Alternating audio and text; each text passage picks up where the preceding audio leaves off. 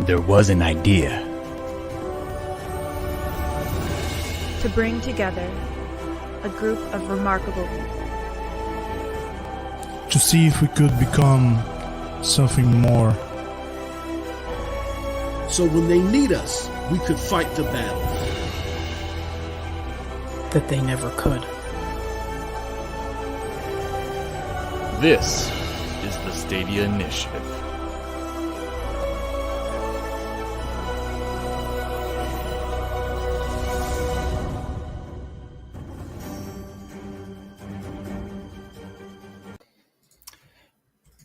What's going on, everyone? Brian here, and welcome back to the Stadia Initiative. Today is May 1st, 2020, and this is episode number 2 called Connect, and it's time to assemble. Stadia Dosage, MM2K, Chase, known as Stadia Talk, Meg, Megatron X, and then Eddie of Stadia Player 1. How are you fine folks doing today? Doing good, Brian. How are you? Fantastic. Fantastic. You may be wondering, folks, if you're watching with us or just obviously being very attuned when you're listening, we're missing someone. I think Hawkeye is still at the farm. We are still not here. He's still contemplating on what he's going to do. Yeah, his family got snapped, so we're going to find out what's going on, hopefully. So if Jeremiah happens to be around watching, hey, join us, all right? But how are you guys doing today? Did you guys have a good week? Yeah, so far so Not good. everybody at once. I guess I need to just point out. How's your week been? I mean, being the world's wrongest man alive, I feel pretty good. Being how I got everything wrong in this week's Connect, and you guys get to ridicule me for an hour and so. You know, I feel pretty damn good.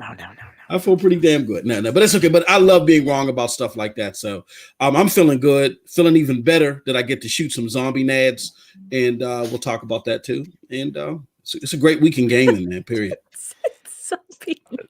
Chase, how was your very busy week? Yo, that was on the trailer. So props up. Yeah, exactly. By the way, someone's gonna have to screen cap that. Meg's reactions are always brilliant. I love them so much.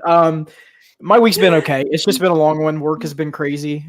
So people probably noticed I've been a little bit more quiet on social media the last couple of days just because of work and trying to be focused on that. But I will say this week was a really good week as far as Stadia is concerned. We've gotten a lot of really good news. The Connect was excellent. It was on point. It was exactly where it needed to be. I have some thoughts about some specific journalistic sites that I'm going to talk about when we get to that point, because there's one I'm going to drop, and I'm going to let them have it because I'm tired of it. And there's one guy in particular that I've respected for a long time, and he's finally hit the shit list, so he'll get to hear that tonight. So there you go. Awesome. I'm looking forward to that one. Eddie, how was your week? What's good? The last 2 weeks, actually, since we spoke. The highlight, I would say, it's finally I can wear flip-flops outside. It's and it's time to do the lawn. To do the what? My lawnmower. Oh, yes. Oh, yeah, my wife. Yeah. My wife is going to kill me too. Yeah. Daddy life. Yep. And Meg, round us off. How was your week? my week was good. I took a couple days off. I didn't stream for 2 whole days, and I was sad. I actually missed it. So tonight was really fun to go live again and see everybody, and yeah, it was good. But it was nice to just chill out for a couple days. I kind of got overwhelmed, I guess, with all the hype. That's fair. Hi, my name is Megatron. It has been 2 days since I don't stream. The self-help group. Yeah. All right, so let's get our awesome stuff right at the bat. So Eddie, once again, we need to see that case. Oh my god! Yeah. Before Brian, can I do another segment here? Sure. You asked what is everyone doing? I'm just gonna ask, what is everyone drinking today? I thought about that, and I think all of us are gonna have pretty much the same answer. Close. Well, I have something different. Damn you! I mean, go ahead. I'm drinking. Thor is mad. Do not test his patience. I am the mighty Thor, and I'm without a mighty drink. Yeah, exactly. We got a boy sponsor over here, right?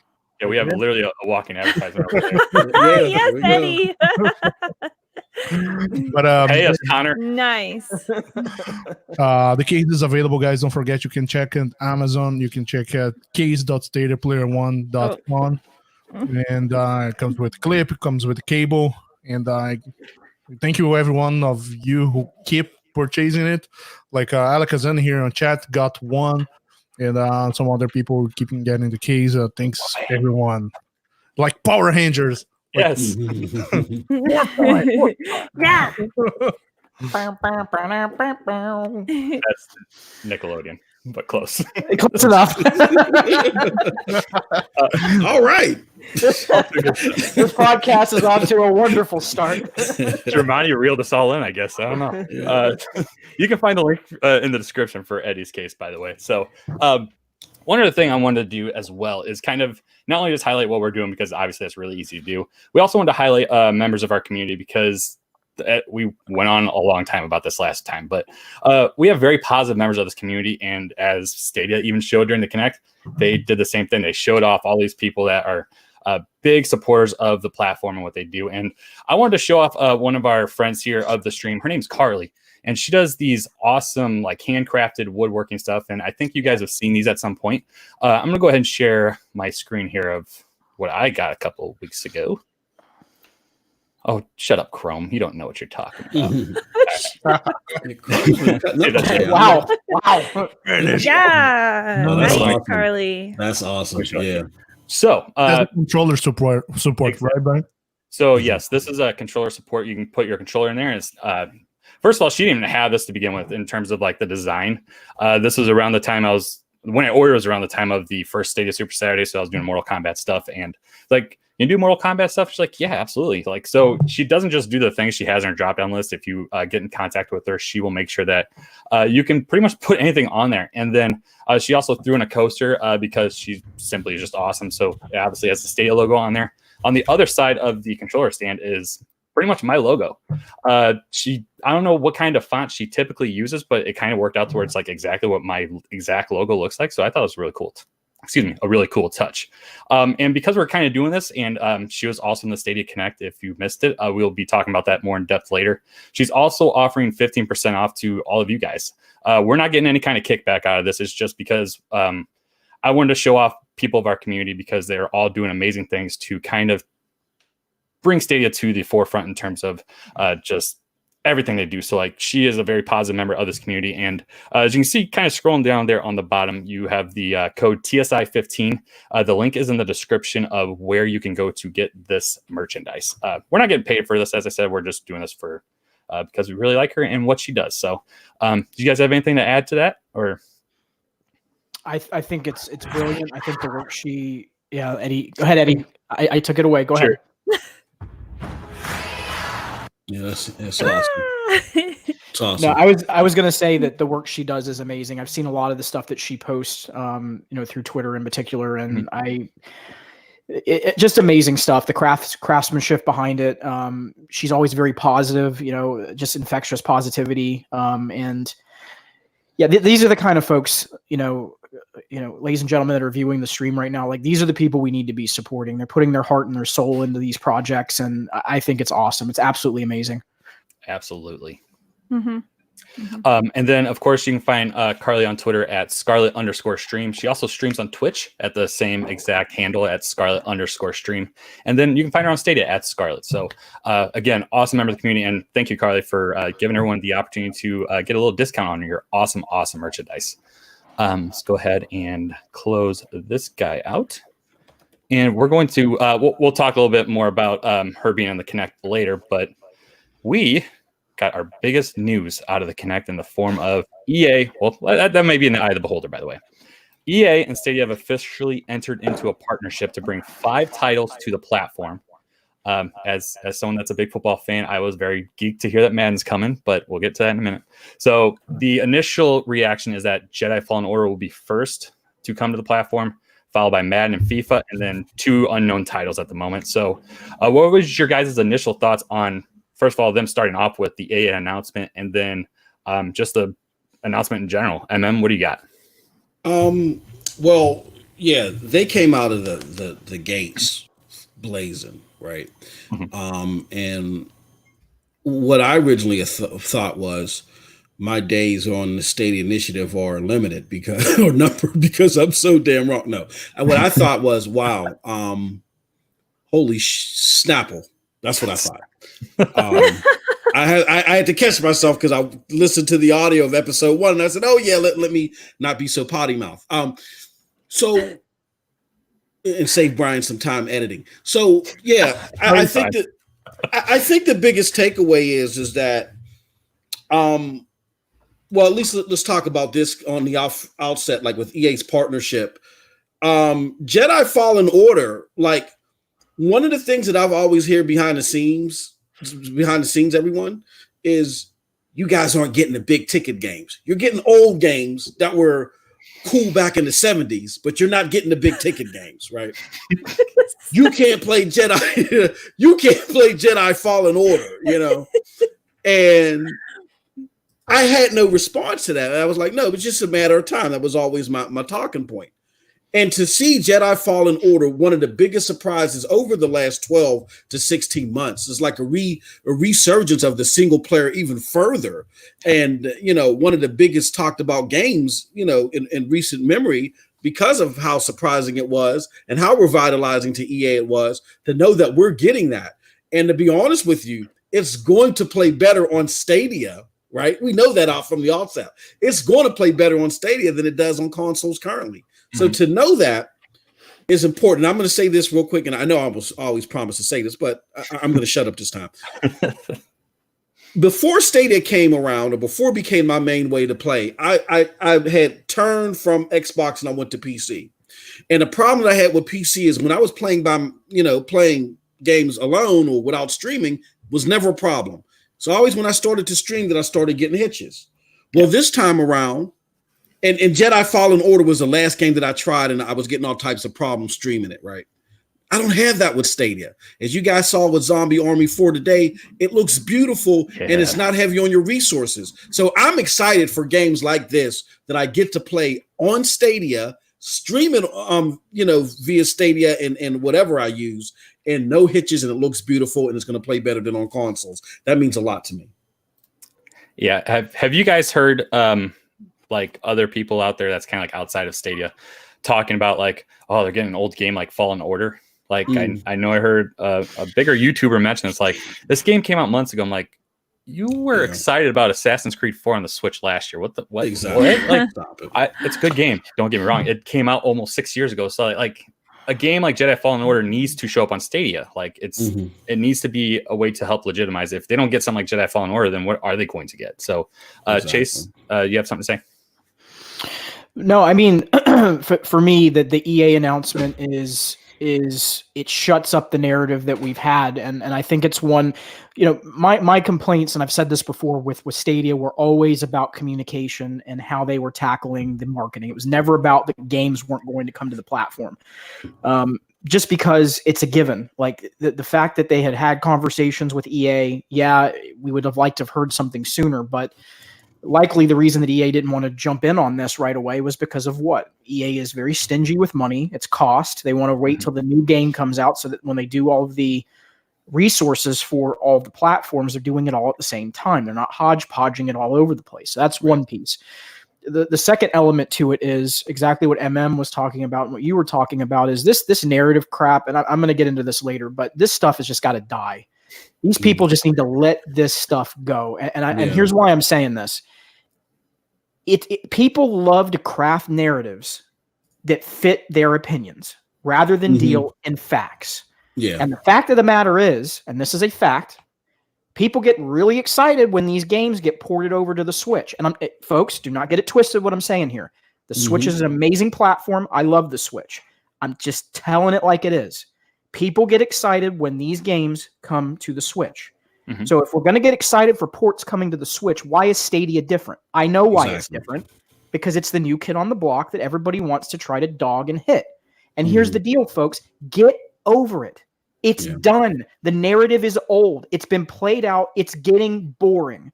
Maybe that's what we need to say to these people. It's getting boring at this point. Go pick on something else. No one wants to hear this anymore. It's a platform that's there for people to choose as an option. And if they don't like Stadia, then they can go and play on another platform. That is okay. All the panel that we have here, they're not going to sit here and get upset because you're not playing on Stadia. So I just think, oh, Meg. I just think that this whole narrative thing with EA got really blown out of proportion, and this just shuts it down. And I'm glad to see the games are coming to the platform.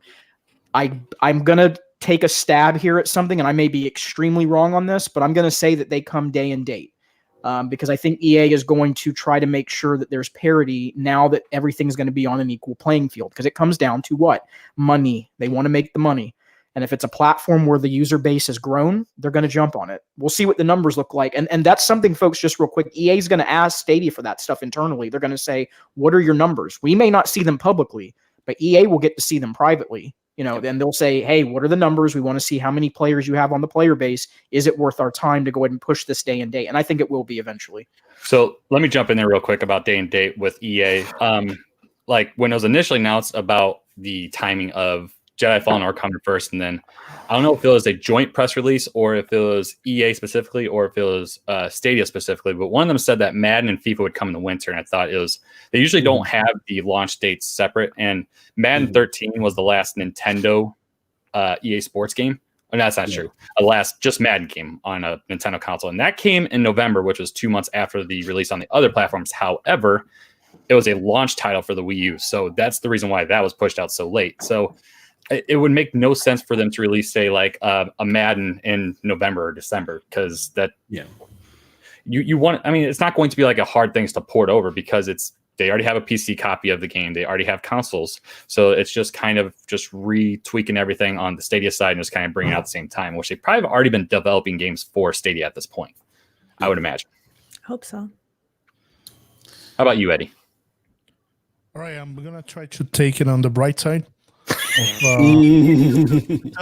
all kind of have to balance a little bit, but so I heard when I'm so glad that finally I got to predict something right, but I think everyone had this because it was almost certain that EA was gonna be there. Regarding the titles, Madden and FIFA, worldwide speaking, are the biggest EA titles, without a doubt. Well, again, worldwide speaking, in North America or especially on US, of course, Madden's huge. Everywhere else, it's FIFA.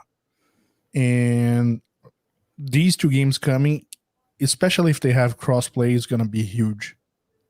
Huge for Stadia. So I don't know how EA still it is on the crossplay thing between consoles, but I'm just so hyped that these games are coming, and this extra 2 EA titles, I'm not sure if it is EA Sports or if we're getting a Battlefield announcement. Because they announced it for the Series X and PS5 already, right? Already? Or did I just see the wrong thing earlier? I don't know what it's at. Well, there was actually some movement on what those 2 games might be. Do you have insight on that? EA UFC is one. Awesome. So that's the one that's being talked about, and the other one is an unnamed Battlefield title. That's kind of what's been floating around. So name it Like because a they new? haven't announced it yet. That's Speculation. Exactly. Yeah. Smell That's the all- cornbread, Batman. That's all I know. That's what I've heard. I did see a couple of the rumors though that Apex might be the other one that was being thrown around, but there was pretty strong across a couple different places that I follow that it was UFC and this Battlefield title. So yeah, it is on GameSpot. Battlefield is back in 2021 for PS5 and Xbox Series X. That's it. Yeah, it is official already. So, Meg, what were your thoughts on the EA announcement? I know do you typically play EA games? Not so much lately. I used to play a lot of Sims. Not so much anymore because I've been streaming Stadia all the time. But yeah, I pretty much have all the Sims forever for all the franchise. I would love to see that come to Stadia. I don't think it will actually, but I think it would be fun if it did. I'm very excited for the Fallen Order, though. I think that's going to be awesome. People in my chat request that game. They want to see it, and I was like, nah, I don't think it's coming to Stadia, and I was totally wrong. So there you go. The sports titles I'm not that excited for. I'm not a sports gamer. Or yeah, I know somebody has to like not play the sports games. I'll leave it to you guys. The other 2 EA titles, I think one will be Apex, and then the other one I don't know, but I expect to see Apex come to Stadia. But yeah, my personal I'm excited to see is the Star Wars one. But it's about time. Like I feel like we've been waiting for EA games for ages. So like I'm glad they finally gave us some information about it. Mm-hmm. Does anyone know offhand if Apex is cross-platform or no? I think it's cross-platform with console and PC. Like, you know, each console can link up against PC, I believe. Okay. I could be wrong on that. Gotcha. It'll be According interesting. to Digital Trends on April, 9 of April, Apex Legend isn't cross-platform right now. If you want to play, you only be able to play with the other players of the platform you were on. But that's interesting. I really thought it was there. But my Google fingers were fast on this one. Google fingers. All right. So an interesting question brought up by the chat by Eric Padden. Do you think EA had any interest in Stadia, or do you think Google had to throw, as MM called it, Duffies at them for a 5-game deal? Put the duff on the table, baby. Yeah. So how much money do you think money was thrown around by EA or by Stadia to make this happen, or was EA kind of like, you know what, it's easy for us, let's just do it? I'll tell you what it was. And I still think we're going to hear more about this, but their Project Atlas platform, that was their primary concern to start. They are really focused on offering a streaming platform with a catalog of games. They're not going to offer that anywhere else. It's going to be, you have to pay them exclusively and you have to stream on their platform if you want a catalog or collection of those titles. Now, if you want to buy them individually, you'll be able to buy them on console. You'll be able to buy them on Stadia. You'll be able to buy them on xCloud. But I don't think they're going to have a model that is focused on streaming like Uplay Plus on Stadia. So I think that was their primary focus. They wanted to make sure that they had that integrated first before they started getting into other streaming platforms. And I think that's part of the reason why you saw them a little bit more willing to work with xCloud, because it was free. There's no buy-in as far as them having to worry about, you know what I'm saying? The game was already built on top of the platform. All they had to do was just integrate it into xCloud and stream it. So that there was no requirement from them on that. So that's just my thoughts on it. I don't think there was any cash. Now I do think I do think if they try to go the route of, like, with somebody made a good point over the week that Jedi Fallen Order could be a pro game at some point. That might require some cash being splashed. How many Duffies would that take? That's gonna be some serious cash. Oh yeah. What I've noticed, and I thought it was interesting because I wasn't even 100% sure that EA would even come aboard if it wasn't for us seeing their logo, right? Is I think, to Chase's point, which is an excellent point, to add to that, I think what EA is doing is they're putting their eggs in multiple baskets. Project Atlas, I think, is numero uno right now. However, they got EA access on Xbox and on PlayStation.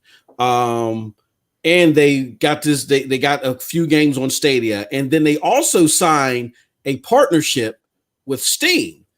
And I think what they're doing is they're doing some quick hits to see what works. Now, the interesting part about the partnership with Steam is that everything seemed okay until like a month ago, where they skyrocketed all their prices for all their EA games on Steam. So I think that didn't come to fruition for them. So that's probably one egg they're going to burst. Oh, come on, Ray. There's one egg they're going to burst, and they're going to sizzle up with some bacon, right? So they're going to go in. They said, okay, we don't. And I think Steam did that because they wanted to keep EA away from us. So once that fizzled with them, EA said, okay, now we're on board. It's going to be interesting to see what pans out here with Stadia. But to Chase's point, there's isn't there the partnership where they're providing cloud service or support to Apex Legends or something like that? I think it's a lot more lucrative deal for them to work with Google on so many fronts. So Go ahead. What they're doing right now is for Project Atlas. They're actually using AWS, which is that was the whole thing that was kind of crazy about it. Is why people were thinking maybe there's some kind of partnership with Amazon. I think that was being read into a little too much because they're just using the Amazon cloud interface right now to test that environment. Okay. So, Gotcha. All right, if I may. Why, Ray, you're awesome, man. Thank you, Ray. And for the audio listeners, Brian, I would let them know what Ray just did with his crazy self. Go ahead. Ray donated to the super chat and he gave to the show $100. Ray, you are a great soul. He tried to mask it too. Oh, did I? Yeah, did I get to you? Exactly. Come on, Ray. We know better. We know the cyborg knew what he was doing. We know. Cyborg knew what he was doing. I was gonna say it's a cyborg. No better. And I'm not saying this because he's a member or he just did that, but he's a fun dude to watch. If you haven't followed him on YouTube, do it. All right. What's that? Twitch. And Twitch. Over 50 on Twitch. There you go. Yeah, he got there. Great, fantastic. Ray, awesome. Drop your Twitch name down there too. But dude, that's awesome news. So EA, one last question for this, unless anyone else has anything else to add. EA Access, do you think that's a lock-in too to follow? Or no? I believe so. No, I don't. I don't, only because I don't think that's EA's focus right now. And the reason I say that is EA Access doesn't give you every brand new game. It just gives you early access to games. But it also gives you their back catalog too. Yeah, but there's still limitations with that. I think they're all in. If it's anything streaming related, so here's what I would say: if it's PC or console, EA Access absolutely makes sense. If it is a streaming environment, they are absolutely not going to do that. That is why they've got all their eggs in the basket for Project Atlas. Okay. Anyone have any deferring thoughts or same-minded thoughts there?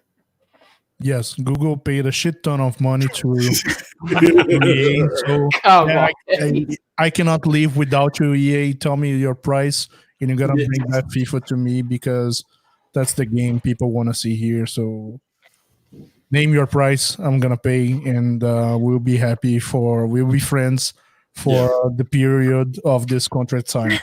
Hey, Eddie, we can make that happen. Ray has donated so much money to us. We can buy that tomorrow night. All right. Any last words on EA? I mean, this is, I think, the thing I expected the most. The hell was that? Sorry. Dang it. That was me. Clink, clink. Hold on. Clink. All right. But seriously, any last words on EA?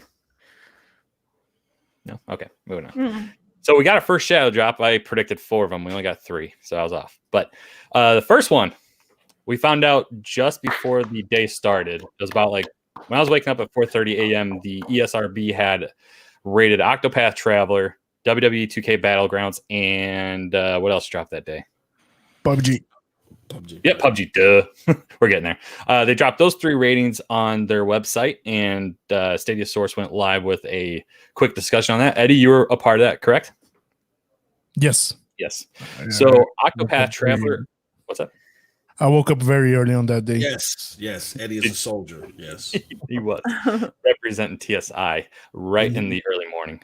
Don't know how you do it. But Octopath Traveler was originally on the Switch and PC and is now on Stadia. And a lot of people that are PlayStation users or Xbox users are up in arms because Stadia got Octopath before they did. So Octopath Traveler, is this a game anyone is... Oh, hold up. He's back from the farm. Oh, hey! Bro, are you all right, man? We were concerned. Oh, dude. I thought it was 8 o'clock my time. My bad. Oh my god. No, brother, you was at the Cool J concert. I see how you dipped out. You were at the Cool J concert. I see you right guys. I am so sorry. How are you guys doing? I'm so surprise. I'll be on like 2 minutes early. Damn it, Hawkeye. We said Hawkeye. He went undercover in Asia as Ronin for a little bit, and now he's back on the mainland, as Hawkeye. So he's good. We're good. We are back together. So we're talking about Octopath Traveler, Germani. Yeah, that's right up his alley. Oh, Yep. Perfect. Right on time. Right on time. He knew what he was doing. His ears were burning on this one. Exactly. We'll start with you since you do own on the Switch, like I do, and was quick to point out that I suck for not jumping into it right away. Oh, wow. Are you double dipping on Octopath on the Stadia platform? I would definitely be double dipping. I haven't obviously did day one, but I would definitely be double dipping. It's just a great franchise, great game. And I still have to beat it on the Switch, to be honest with you. That's probably one of the reasons why I won't just jump into it right away. But that's a huge win. Yeah. Do you know how many hours you have in it yet, or have you not gotten too far? I don't. You know what the crazy thing is on the Switch, whenever I've went through like 4 Switches, long story, but every time you get a new one and you reinstall everything, the hours reset. So you don't know. I have no idea now. But I've got at least 50 hours. No cloud save on Switch? No, it saves, but it doesn't save your hours like the time. Well, maybe if I go into the game, maybe they'll have their own time on there. But yeah, as far as you know what I mean. So yeah. So we'll start with you, Meg, because you don't usually play like RPG style games on stream. So are these the kind of games you are interested off stream, or is this like just not your cup of tea? I like RPGs. I probably not going to get the Octopath Traveler because like of the way that it is with the view and the little characters. I have never really played games like that. I just can't get into them. So I know that you guys, I can know what you guys are going to be like against me on this, but I probably will. I'm probably going to skip that game, even though I do love RPGs, just because I like games that have a little bit more realism to them. So I'll probably pass on this. However, I know that 6-4 is super excited, and I think he said he's going to stream it. At least I hope so. And I will definitely watch because I want to see a little bit more about this game, but not personally for me. Got you. Yeah, that's fair. I understand. Art style has got me away from a lot of games as well. So yeah, and it's your money, happens. It's $60. So yeah, I feel you. Eddie, do you have this for the Switch? No, I'll follow Meg on this one. So Eddie. The same thing as art style. It's not my art style. As for example, everyone loves Borderlands, and I skipped because it's not my art style. But please don't I judge love me. Borderlands. No, a lot of people skip Borderlands for that reason too. Yeah, Yep. That's why I played it. Oh yeah, yeah. Mm-hmm. Yeah. So if anyone's wondering pricing wise, if they're trying to wait for a sale, Steam's lowest price on Octopath is $29.99 that's ever had, and that was back in March, it looks like. And I know just kind of seeing things on the Switch, I think the lowest it's been is maybe in like the 35 to 40 range. So it'll be interesting to see how low it goes. It's a very notorious title for staying kind of high priced. Yeah, just because prestigious. Exactly. Just how much is involved with the actual game itself, because it's pretty much like playing through 8 games, though, isn't it, Germani? Yeah, 8 different storylines, full stories. They all connect. It's amazing. Oh, that's cool. Yeah. What do you got for us? Well, I wanted to admit live on air, but I shouldn't because my wife is sitting right next to me harassing you bought me. It. Yeah, I wanted to admit that I stole her credit card and I actually bought Octopath, but I don't want to get punched live on it. She's laughing now, but she knows she's going to do it to me. She's going to do it. She's going to do it, guys. Just so you know, call the ambulance now. Anyway, no, your classic line. Call Peter. Call Peter. Yeah, call Peter. Yeah. No, don't you remember? I gave you $60 to buy it. Don't you remember that? What's that? I gave you $60 to buy it. Remember? Oh yeah, exactly. Yeah. Brian gave me 60. You see his wink, sweetheart. He gave me. That was the wink of I did it. But please believe me. Now she's embarrassed. Thank you. The wonders of friends. No. Anyway. I got it. Jamani got me super hyped. This thing is beautiful, and I was fed off of his energy. I said my wife is just gonna have to deck me out, and I went and got it day one and started playing the first storyline. And man, the production in that game, the voice acting, just the visuals of it, it's insanity. The level of production put in an old school style turn-based RPG, and I have an affinity for those because my favorite game of all time is Phantasy Star 2, little known RPG on the world's greatest console ever, Sega Genesis. That being said, no, I love the game, and it's worth every penny. It's worth every penny. It's really a great game. Definitely. Chase. What do you got? I will be purchasing it tomorrow. Paycheck hit today, so I am willing to now drop the money on it because it's a game that I don't own a Switch. I'm very jealous of the folks out there that do. And so it's a game that I've eyed for a while. I knew that it was a game that kind of fit my genre. I love MMOs. I love RPGs.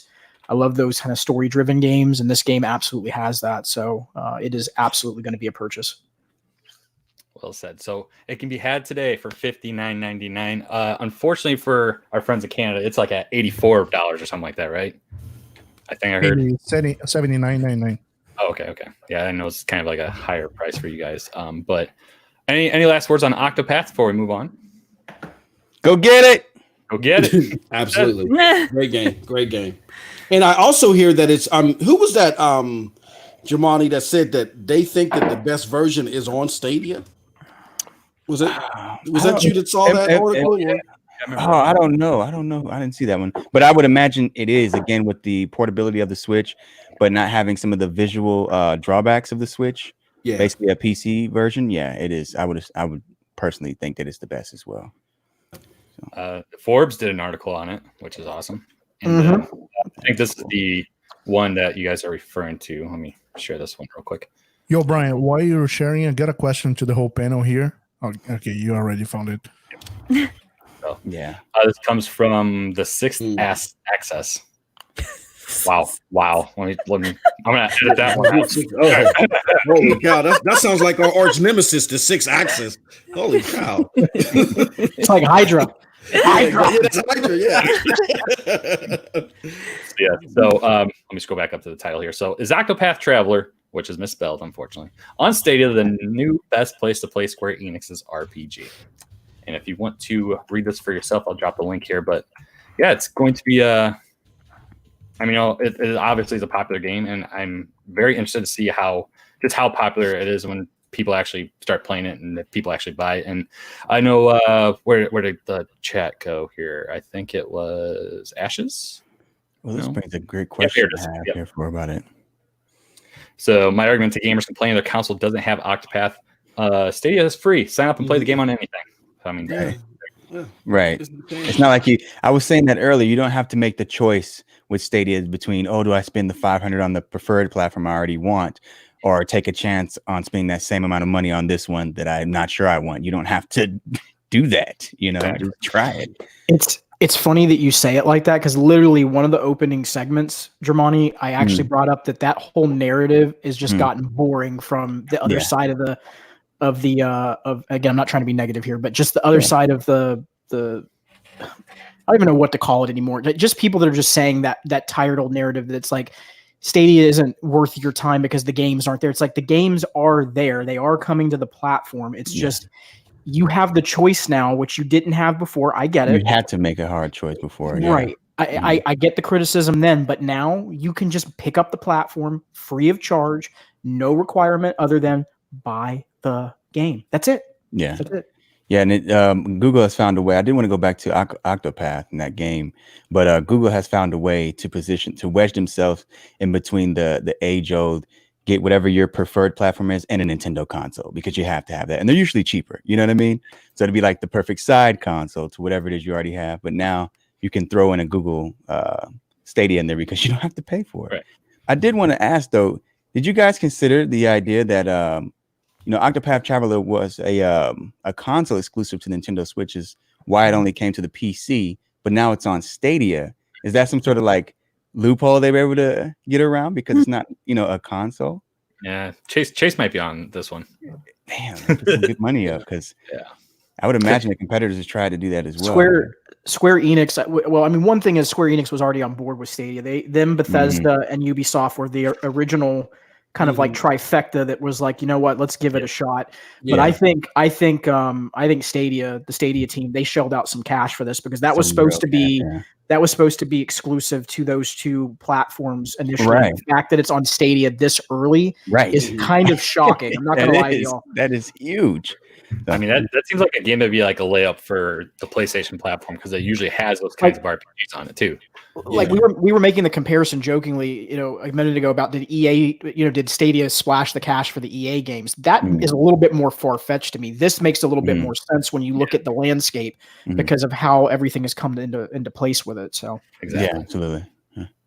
I don't know. We want to move on from Octopath, but again, this plays back to what we've been saying earlier. Do not forget the architect of this Stadia team. They are former PlayStation people, so they have relationships built already with Square Enix, right? Good point. That comes back from the legacy PlayStation days. So that could have kicked in, and PlayStation probably didn't bother too much with it for the simple fact that they got Final Fantasy VII. So if I'm Stadia, real quick before we move on, if I'm Stadia, I'm like, look, big time RPG on our system before other consoles come and check us our robust lineup out or something in that manner, because this is a big deal. PlayStation has Final Fantasy VII. We got this 2 big RPGs, with lineage style to them. It's something to flaunt. Agreed. For sure. All right, moving on. Today at 2 a.m. my time, 12 a.m. Pacific time. So it's a 2-hour difference, Meg, in case you were unaware. Oh, come on. I'm sorry. The Stadia Pro games dropped. SteamWorld Heist, which is the 3rd game, I believe, that was released. The Turing Test and Zombie Army 4. Have you guys been able to test these out, Germani? I know I saw you playing Zombie Army 4. Have you played the other 2 just yet? I hadn't played the other ones, but I played definitely Zombie Army today. Quite a bit of it. Yeah, I was hooked. I was like, I need to get off of here. Great game. Yeah, man. Oh man, that is. Wow. I mean, it didn't come off as a game I think I would be entertained by, but jumped in that horde mode, dude. Getting a couple guys. I saw your comments. A lot of fun for that one, for sure. Yeah. I gotta try that. It was. Yeah, it's just. What the hell's going on? What are you guys like looking at? Never mind. All right, whatever. Meg looked extremely frustrated. So, Meg, do you care to share? Go ahead. The Zombie Army, which I keep calling Zombie War or Zombie Worlds or Zombie whatever. Zombie Army is like literally so much fun. I just played it with Link before this, and it was so much fun. And I can't believe it. You said you didn't think you would like it because it's so fun. And I don't even like those types of games, but I like this game. It was really, really cool. The fact that we got it as a pro game, like I can't tell you all like how freaking you saw me when on the Connect when they announced it, how excited I was because I've been looking forward to this game. I literally held off on getting it on the PlayStation because I'm like, as soon as I saw the ESRB rating, I'm like, yo, I have to wait. Now we know it's coming to Stadia. Like why would I get it for the PlayStation? Because I think it's going to run better. And from what I saw from both of your streams, the game looks mint. Like I'm really excited to get into this tomorrow. Like I'm going to be playing the hell out of that horde mode. Good God, googly mooglies. By the way, ESRB ratings. It was on the news as well this week. ESO. Yep, I saw it. Finally, I think that's coming. I think it's coming. Probably it's coming soon. Oh, finally! Oh my God! Like literally! Oh my God! Like what? Sorry. Before we get too sidetracked, they have a new expansion in June coming out, correct? Absolutely. That would be perfect. All these things are lining up for the next Connect. Do you notice? It's all coming together. Yes, good shout. Because we will be talking about the Summer Connect. So Eddie was playing the Turing Test on stream today. What are your thoughts on the Turing Test on Stadia? Have you played that before? Or is this your first time in it? First time playing it. I had fun. It's a very nice puzzle game. Challenging one with a nice backstory. It gave me so much vibes of 2001. Space Odyssey, and it's completely that vibe. And, I think it's a 5-hour gameplay. I am about 3 hours on it, and the story gets interesting. The puzzles getting harder, but probably another 2-3 hours. I'm gonna finish that. So gameplay wise, does it play a lot like Portal? Yes. That's what it looks like to me. Well, same vibe of Portal, Same space concept as well, but instead of creating a portal to do stuff, you're just grabbing some orbs to shoot somewhere and open the doors. Is GLaDOS in there or no?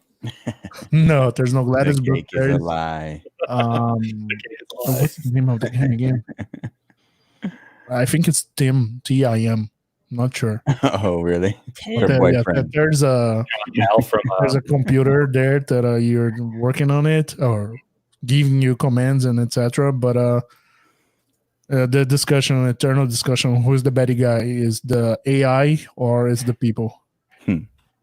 Interesting. So Steam World Heist, did anyone play that game yet? I haven't played that one yet either. Mm-mm. I'm kind of waiting to play through all of them first and get into that one. Although of all four of them, that one interested me the most. So I'm excited to get into it, but I got to play Octopath Traveler first. So I have to make that happen. Octopath. Yeah, man. those zombies aren't going to kill themselves. So You're right. Gotta take care of the zombie horde, man. so satisfying to shoot zombies. Come on, guys. Sorry, that's definitely my favorite. Hashtag zombie. I was waiting for him to say it. By the way, Ryan, hijack the show again. I want to ask chat and see every single one of you because I spoke to Chase earlier about this, and I saw Ash's commenting earlier. How many games? How huge is your library on Stadia right now? How many games do you have right now? I have 27. Whoa. Chase I don't had even know. 33, right? 33, baby. 33. And chat, let me know as well in the meantime how many games you own. You're I'm making going it to count. count. Yeah. I think I have like 32 or 33 myself. Excuse us while we count for a second. Germani, I was going to say, Germani's like, don't flex, babe. Don't flex. I got 25. 25. 25. Here's the thing, guys. It's just crazy how big the library has grown so quickly. Yeah.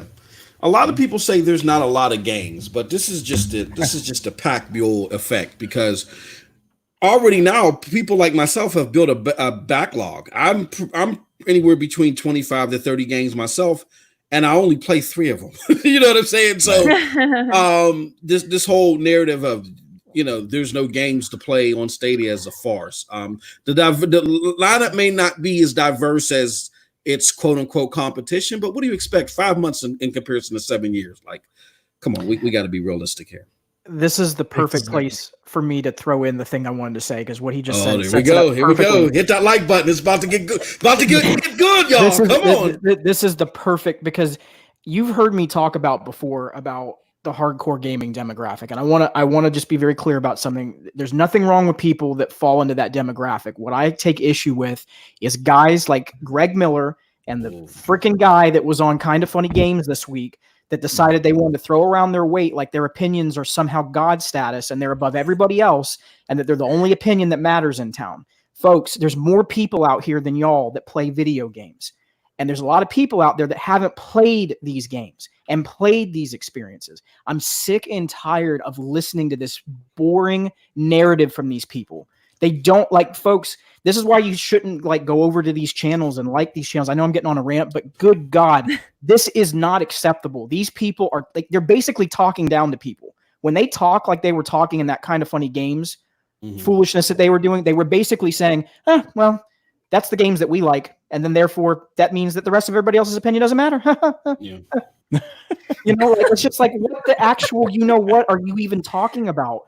It's so guys, it's so annoying when you see people, when you see people forcing purchasing preference, when you see people basically saying my opinion matters more than somebody else's. It doesn't. And there's so many people out there, they're missing the point. There's people that have not been able to buy a console because it's too expensive, that haven't played these games, that are in parts of the world like India, Pakistan, parts of the Koreas, Vietnam, that can't afford this console, that are going to get to play games they've never played before. Houston, Texas. I hadn't played some of these games, and I wouldn't buy them. Thank you, Germani. I'm sorry, but the facts. Even here in our own backyard, people haven't had the ability to play some of these games. Stop with this stupid narrative that because you play 70 or 80 games a year, you're the only opinion that matters out there in the universe. You're not.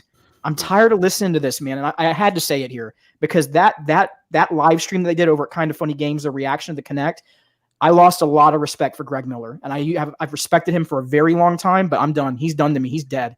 He's dead to me. And Chase, me and you, we talked about this behind the scenes, right? Where it's okay to have opinions because they're like whatever. Everyone got one. The problem is not only that to where you think that your opinion reigns supreme, but one thing that they don't take account is, look, this is a great podcast. We all have fun, but the vast majority of gamers don't know who we are. They're not the hardcore. They don't know who we are. They're just playing games, paying their light bill, going to bed, getting threatened by their wife like me. You know what I mean? And then they move on and rinse and repeat, right? The Greg Millers of the world represent the 5% or less. The 95% or more are going to be the individuals that say, hey, I was looking at getting an Xbox One X, but it looks like I may not have to because I get a lot of power and I get mobility with this thing. And hey, this got some cool games on it. So let me play it. And on top of that, we got people like Greg Miller, and I might as well name drop too. We got Paris Lilly of Gamertag Radio. Hey, let's just bust up Brian's channel here. But no, we got people like Paris Lilly who are on the lines of Greg Miller with their line of thinking, but they don't just say ridiculous stuff but they have to make up lies to cover up gaps in knowledge. Paris was all over the internet talking about that Stadia was stealth dropping the subscriptions. It wasn't showing people how to unsubscribe from them, that they were making it cryptic, and that base didn't exist. And where's the base that we were promised? Where is the base? You know what I mean? Sound like an old 80s rapper. So with that being said, it's people like that are on the periphery that think they're more important than they are because they got blue check marks that are really dampening the potential experiences for the unsuspecting gamer. And that's where I think they need to second guess the stuff that they babble out their mouth. And like, is he acting like he's never had an online subscription to anything, by the way? Because I don't know, but the other guy that's with them, I can't think of his name right now. I think it's Tim something. I can't even think of the guy's name right off the top of my head. But anyways, he said, oh, it doesn't work. And it's like, okay, let's see the stream where it doesn't work. Let's hear all the things you tested. Are you doing this over at Kind of Funny Game headquarters? Are you using a VPN? Again, all these questions. I'm tired of hearing people say it doesn't work. Why doesn't it work? What are you doing? Like, stop this foolishness, man. It's just... It's really a drawn out and boring narrative at this point, folks. It really is. And I think people are starting to smell it. And we all have streams on our channels at one point or another of us playing games on Stadia and streaming through YouTube. So like that's a lot of resources being used and we're still able to do it just fine. I don't know. Yeah. I've had several people drop in. They're like, wow, this is Stadia. This is actually streaming on Stadia. I'm like, yeah. And they've seen it. We've been playing for hours, just blown away. Like that's my rant. I'm done. I'm betting at least one more is coming up. At least one. All right, moving on. All right, folks. We got some new game announcements. Creta, which let me go ahead and pull up the trailer in the background here. While they pull that up, anyone have immediate thoughts on Creta coming? By the way, this is supposed to be coming free with Pro at some point in the summer, which would be July, August. Beginning of September. No, is June beginning of summer or is July? I didn't realize it was free. It will be free. Yep. Oh my god. Your money drops. What's up? Here, preach us here because you have watched the guy. I know he was so excited for this game. Yeah, what was that supposed? I was supposed to do a PUBG stream at that moment. Then I noticed that they had a live demonstration or first viewing or whatever you call it. Man, I was like, what? Oh, and it's so funny because when I started it, I thought it was actually starting at that time, but it was already done. So I'm sitting there waiting. I'm like, okay, they're gonna start at some point. Oh, it's already done. Let me skip ahead, But no, man, this is just a great mashup of like the Minecrafts, of course. And one of the games that I really, really, really think is getting overlooked as to what inspired a game like this is Project Spark, which was an Xbox exclusive that got canceled at some point, it's a game creation tool, essentially. Yo, Germany, do you know Dreams on PS4? I was just about to say Dreams too. Yes. Yeah, I mean, when I say the reason why I say Project Spark 2 is just kind of I don't know how they do it in Dreams, how they do the game creation itself. But I know that in this one it's real time, like you use your character. And kind of aesthetically, it looks like Minecraft as well, but it looks a lot like Project Spark aesthetically to me. Yeah, but you can build worlds simultaneously with I've seen up to 7 people at this point building their worlds and their games and whatnot. That's just it's mind blowing. I think this is going to be huge, and this is going to be one of those games that really, again, further separates Stadia from the crowd because it's coming here first on Stadia, and that's the creation crowd, the fan base that's into that kind of stuff. Right. They're gonna want to play where it all started, and then when they find out that this platform is free, and then the game is free, if you decide to go ahead and upgrade with Pro. Yep. Big stuff. Can we say that Minecraft and Fortnite had a baby? Yeah. Too late now. You said it. Two of my favorite games come together. It's perfect. Yeah. Perfect. Yeah, it looks, man. I can't wait to play it myself personally. I'm using the kids as a scapegoat, but I'm really want to play it myself. The thing I'm going to say about this game, because there are a lot of people who don't like to be creative, or it's not creative enough, like myself. But I do have Super Mario Maker 2, and I enjoy playing the creation of other people. So there are people who are a lot of creative, and there are people like me who just like to play it. So if you're gonna say I'm not gonna build anything, but I'm almost sure that there will be a game for you on this game. Yeah. I like that it's a group effort. Like, I mean, I just assume from this preview, it looks like there's 4 or 5 people, well, maybe 4 playing together. And that's awesome because I love building houses and designing houses and stuff in The Sims. So to be able to do that like with a group of people, I think would be really fun. I never played the multiplayer part of like Minecraft, but I think that's the same idea. I think it's pretty cool. Right. Absolutely. Yeah. Now, did anyone catch if this is a first on Stadia title? Yes. Yes, it is. Okay. Yes. Just want to confirm that. Okay. First on Stadia, I thought it was exclusive. No. And the creation tools can be really simple, or they can get really deep into code as well, which is Wow.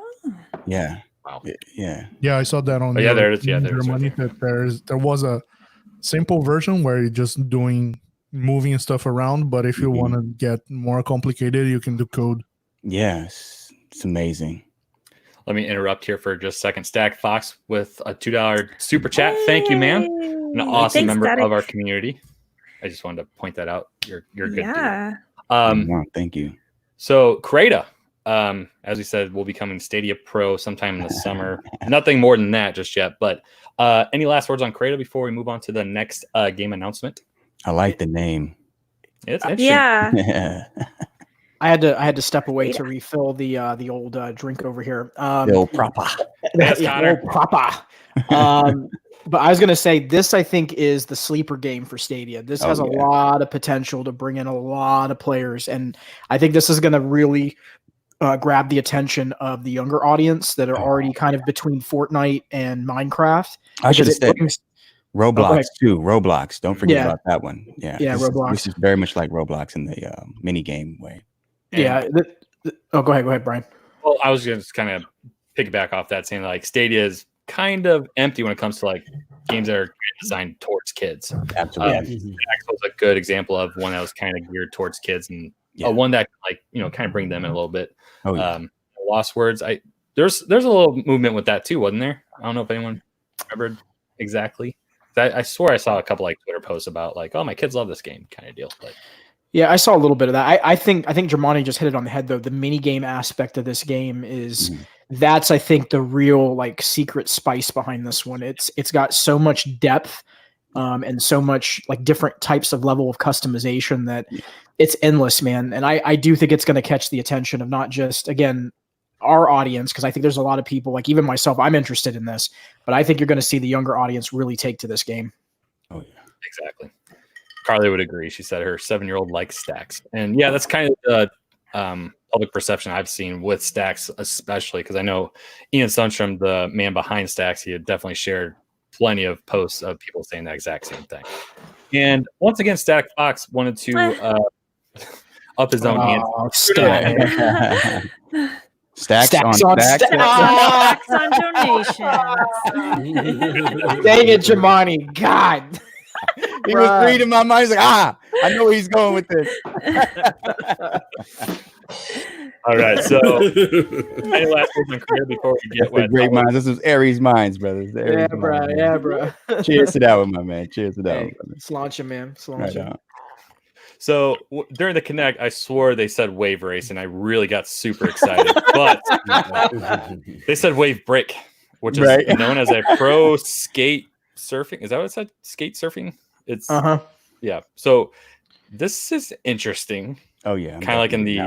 I really don't know how to comprehend what's going on here, but it's an 80s bear, 80s Miami bear. Is this a copycat of another game though that has bears in it? Isn't there a game already that has like these elements? Like it's like a God, does anyone know what I'm talking about? Like I'm really just not a clue. Explaining things. There's already a game out there that's retro like this where you're like in a boat or you're like in different like vehicles and it's like bears, but I can't think of the name of it right now. No. Called Wave Break. Get it when it releases on Stadia. First on Stadia, by the way.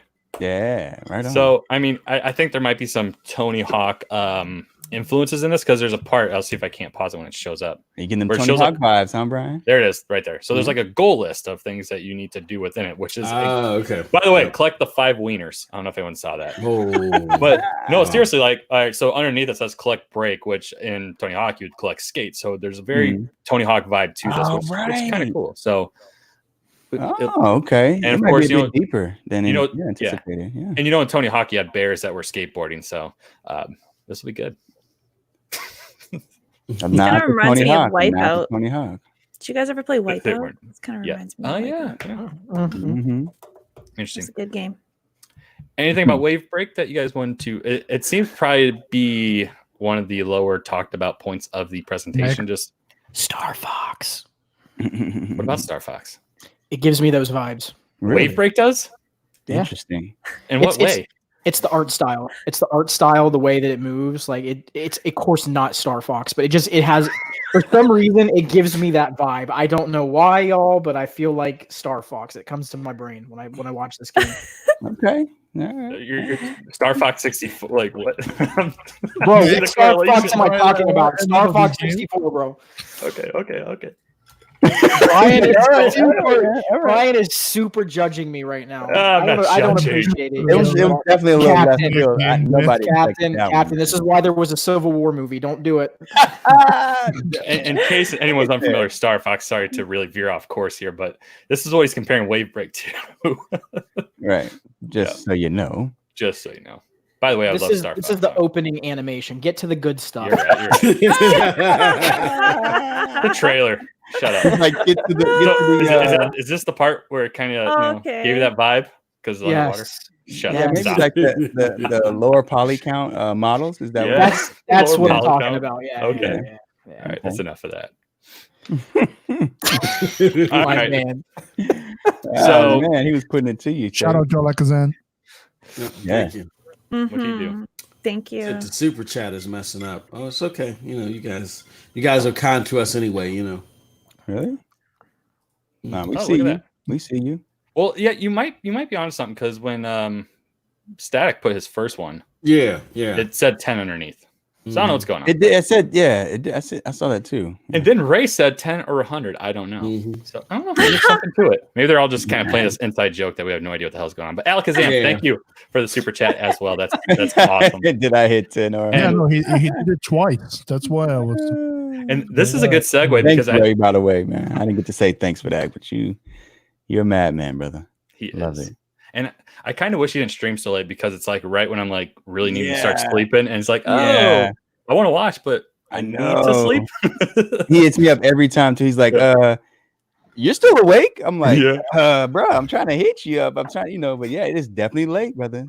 Definitely late. We want to thank you for the super chats because we're going to need them because we have a celebrity on our hands that's probably going to start asking for more money. Miss Meg was a part of the Stadia Connect herself. If anyone hadn't seen it, I'll get this loaded up in the meantime. But Meg, do you have anything you wanted to immediately share about being contacted or just the experience in general? It was very fun, I guess, but like also stressful. They reached out through the Google like Stadia official account on Twitter actually, and they sent me just a private message and said, like, hey, we're wondering, like, they were very vague. Like, they weren't like, we want to put you in Stadia Connect. They were like, we're making like some promotional materials, and we're wondering if you'd be interested in like recording some footage. So I, of course, was like, hell yeah, I would. So they sent me this like whole info sheet with all these instructions, and I basically like had to like interview myself, kind of. We don't have to watch it again. Well, We've all seen it. We've seen it. So not only was Meg in it, but Carly was also in it, that we talked about at the very beginning of the show. And then Tom from Sounds of Stadia, which he said he was contacted too, but he wasn't really sure what the hell's going on. And I think he found out when this happened. So this was really a cool surprise. I mean, we all reacted to it live. And Meg, you didn't know about this happening until your face showed up, correct? Yeah. Yeah. So there she is. And you got plenty of airtime, by the way. I think you might have the top airtime, man, of all the people in there. So, oh my god, I haven't watched it. Oh my god, that has to be an awesome thing to see, though. It's crazy, actually. It was really crazy. And they used some game footage as well that I did with Division, because they said, like, I wanted to show them Stream Connect. So I did a few streams without any logos or anything because they didn't want logos. So I took off my overlay and everything, and I just did a couple streams without like anything on it, except me. And then they said that they liked what I submitted so much, they actually wanted more. So then they sent me another little sheet and said, we want you to do this, but put the same clothes on, so it looks like you did it all at once. So I was like, oh dear God. And I had to like do my hair the same, and like I had to do it all. And they did use my thing with the I didn't see that the first time. Yeah. And then they made you do the thing like with the controller, like you had to like go like this. So I sent them a few of those, and I knew Carly was in it. We spoke behind the scenes, so I knew she was going to be there with me. So, but I didn't know, like, Ronil, like, I don't know if he's here tonight, but you guys know Ronil. He's in the community. A few days before Connect, he said, I wonder if we'll see Meg in the Connect. And I was like, oh, ha, ha, ha. And then I was like, oh, wait a second. Like, what? They like, I don't know how he knew, but I never, ever even thought of it. I thought they might put a little thing like on Twitter or something, like, you know what I mean? Just something like that. Yeah. So then to be in the Connect was like, oh my God, it was so exciting. But yeah, it was really cool. Have you showed like your family and all that kind of, or your friends, or kind of keeping it close still? Well, only a very couple select people in my life know that I stream at all. Oh, so there you go. No, and they don't know. My mom and my brother know, and that's it. So I'm like no one else knows. I'm afraid of being discovered, but it's like it's starting to get out there. A couple of people who know me have discovered me like in the wild, but I try to keep it under wraps because it's a secret. A wild Megatron appears. So if you go to this link, you're pretty much able to do what Meg was just describing. You kind of share your story with Stadia, and I assume they're going to be probably doing other marketing with it, whether it's another Connect version of this. What the hell is that? I'm sorry, that was me. My wife, she came back. She came back. How dare you? She floored me. Somebody save that man. Watch out. I'm getting in my truck. Let's go. Refund Octopath now. Exactly. Yeah. I've read the policy. You have 2 hours left. Yeah. Oh Lordy Lord.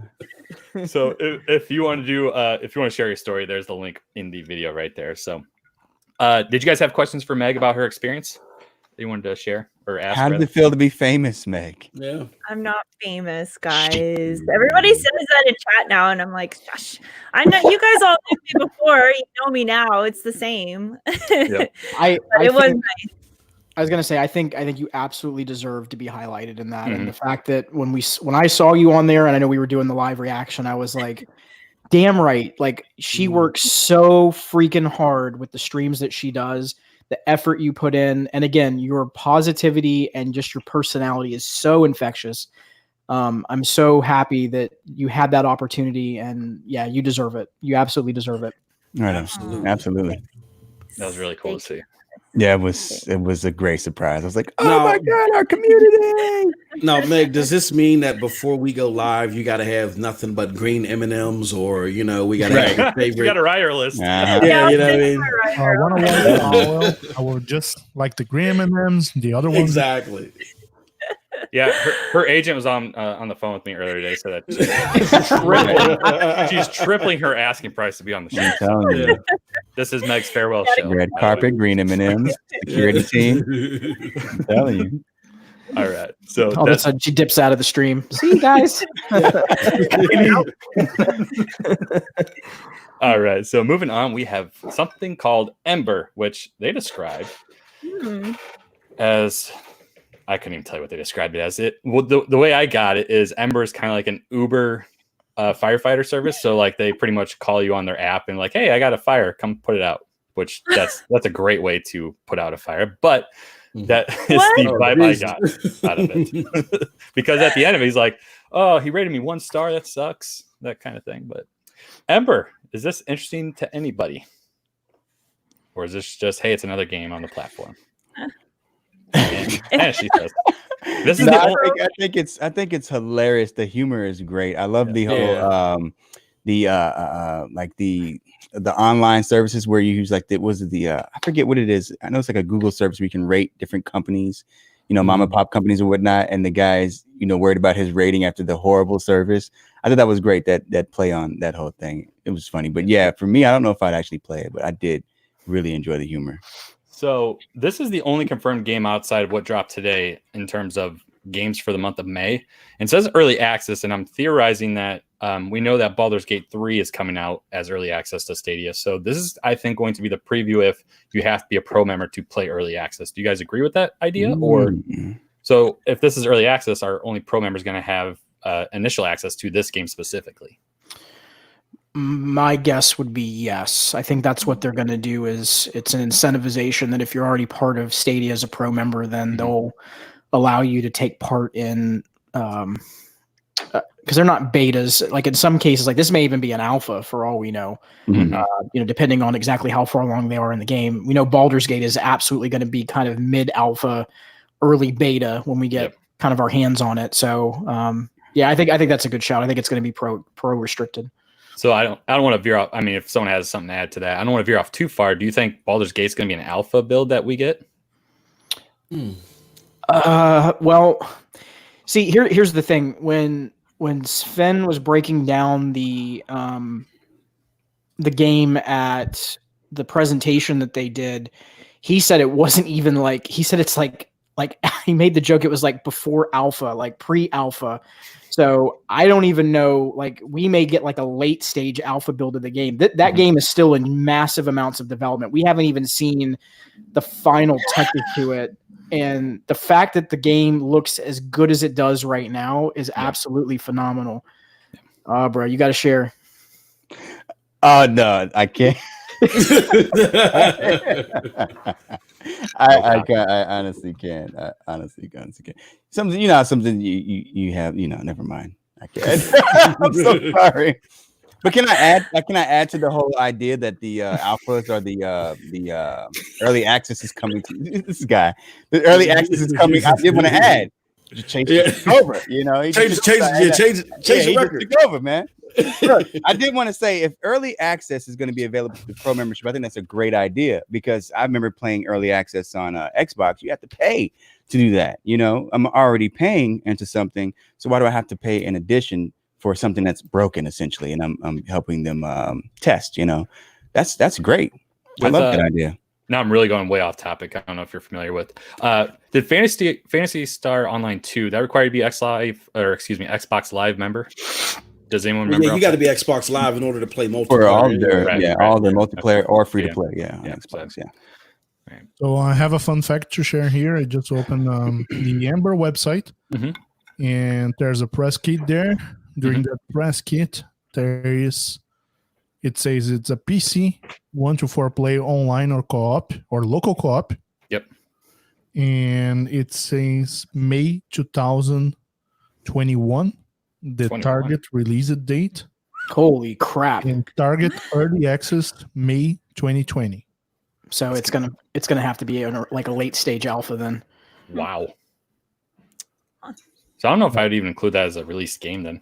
Of course, of the 120. Like things here are a little outdated because there's no Stadia mention at all.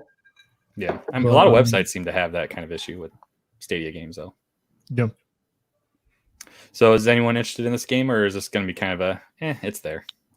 No, I'm not personally interested in it. Yeah. Well, we'll wait and see because I guess the since we're getting the early alpha, probably I believe it's going to be for free. Yeah, I'll take a chance for sure. It can be as fun as it is, for example, Get Packed. Yeah. It's speaking of Get Packed, a perfect segue because that was the next shadow drop. Thank you, Brian. It's like Eddie has a list of what we're about to talk about. Oh so. my Oh, God! wow. That's all out. Imagine if I had that. So, second shadow drop.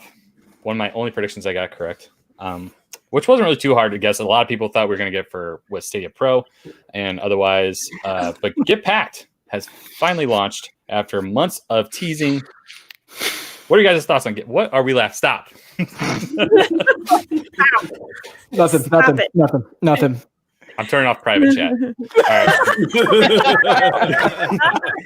Damn it, Captain! No.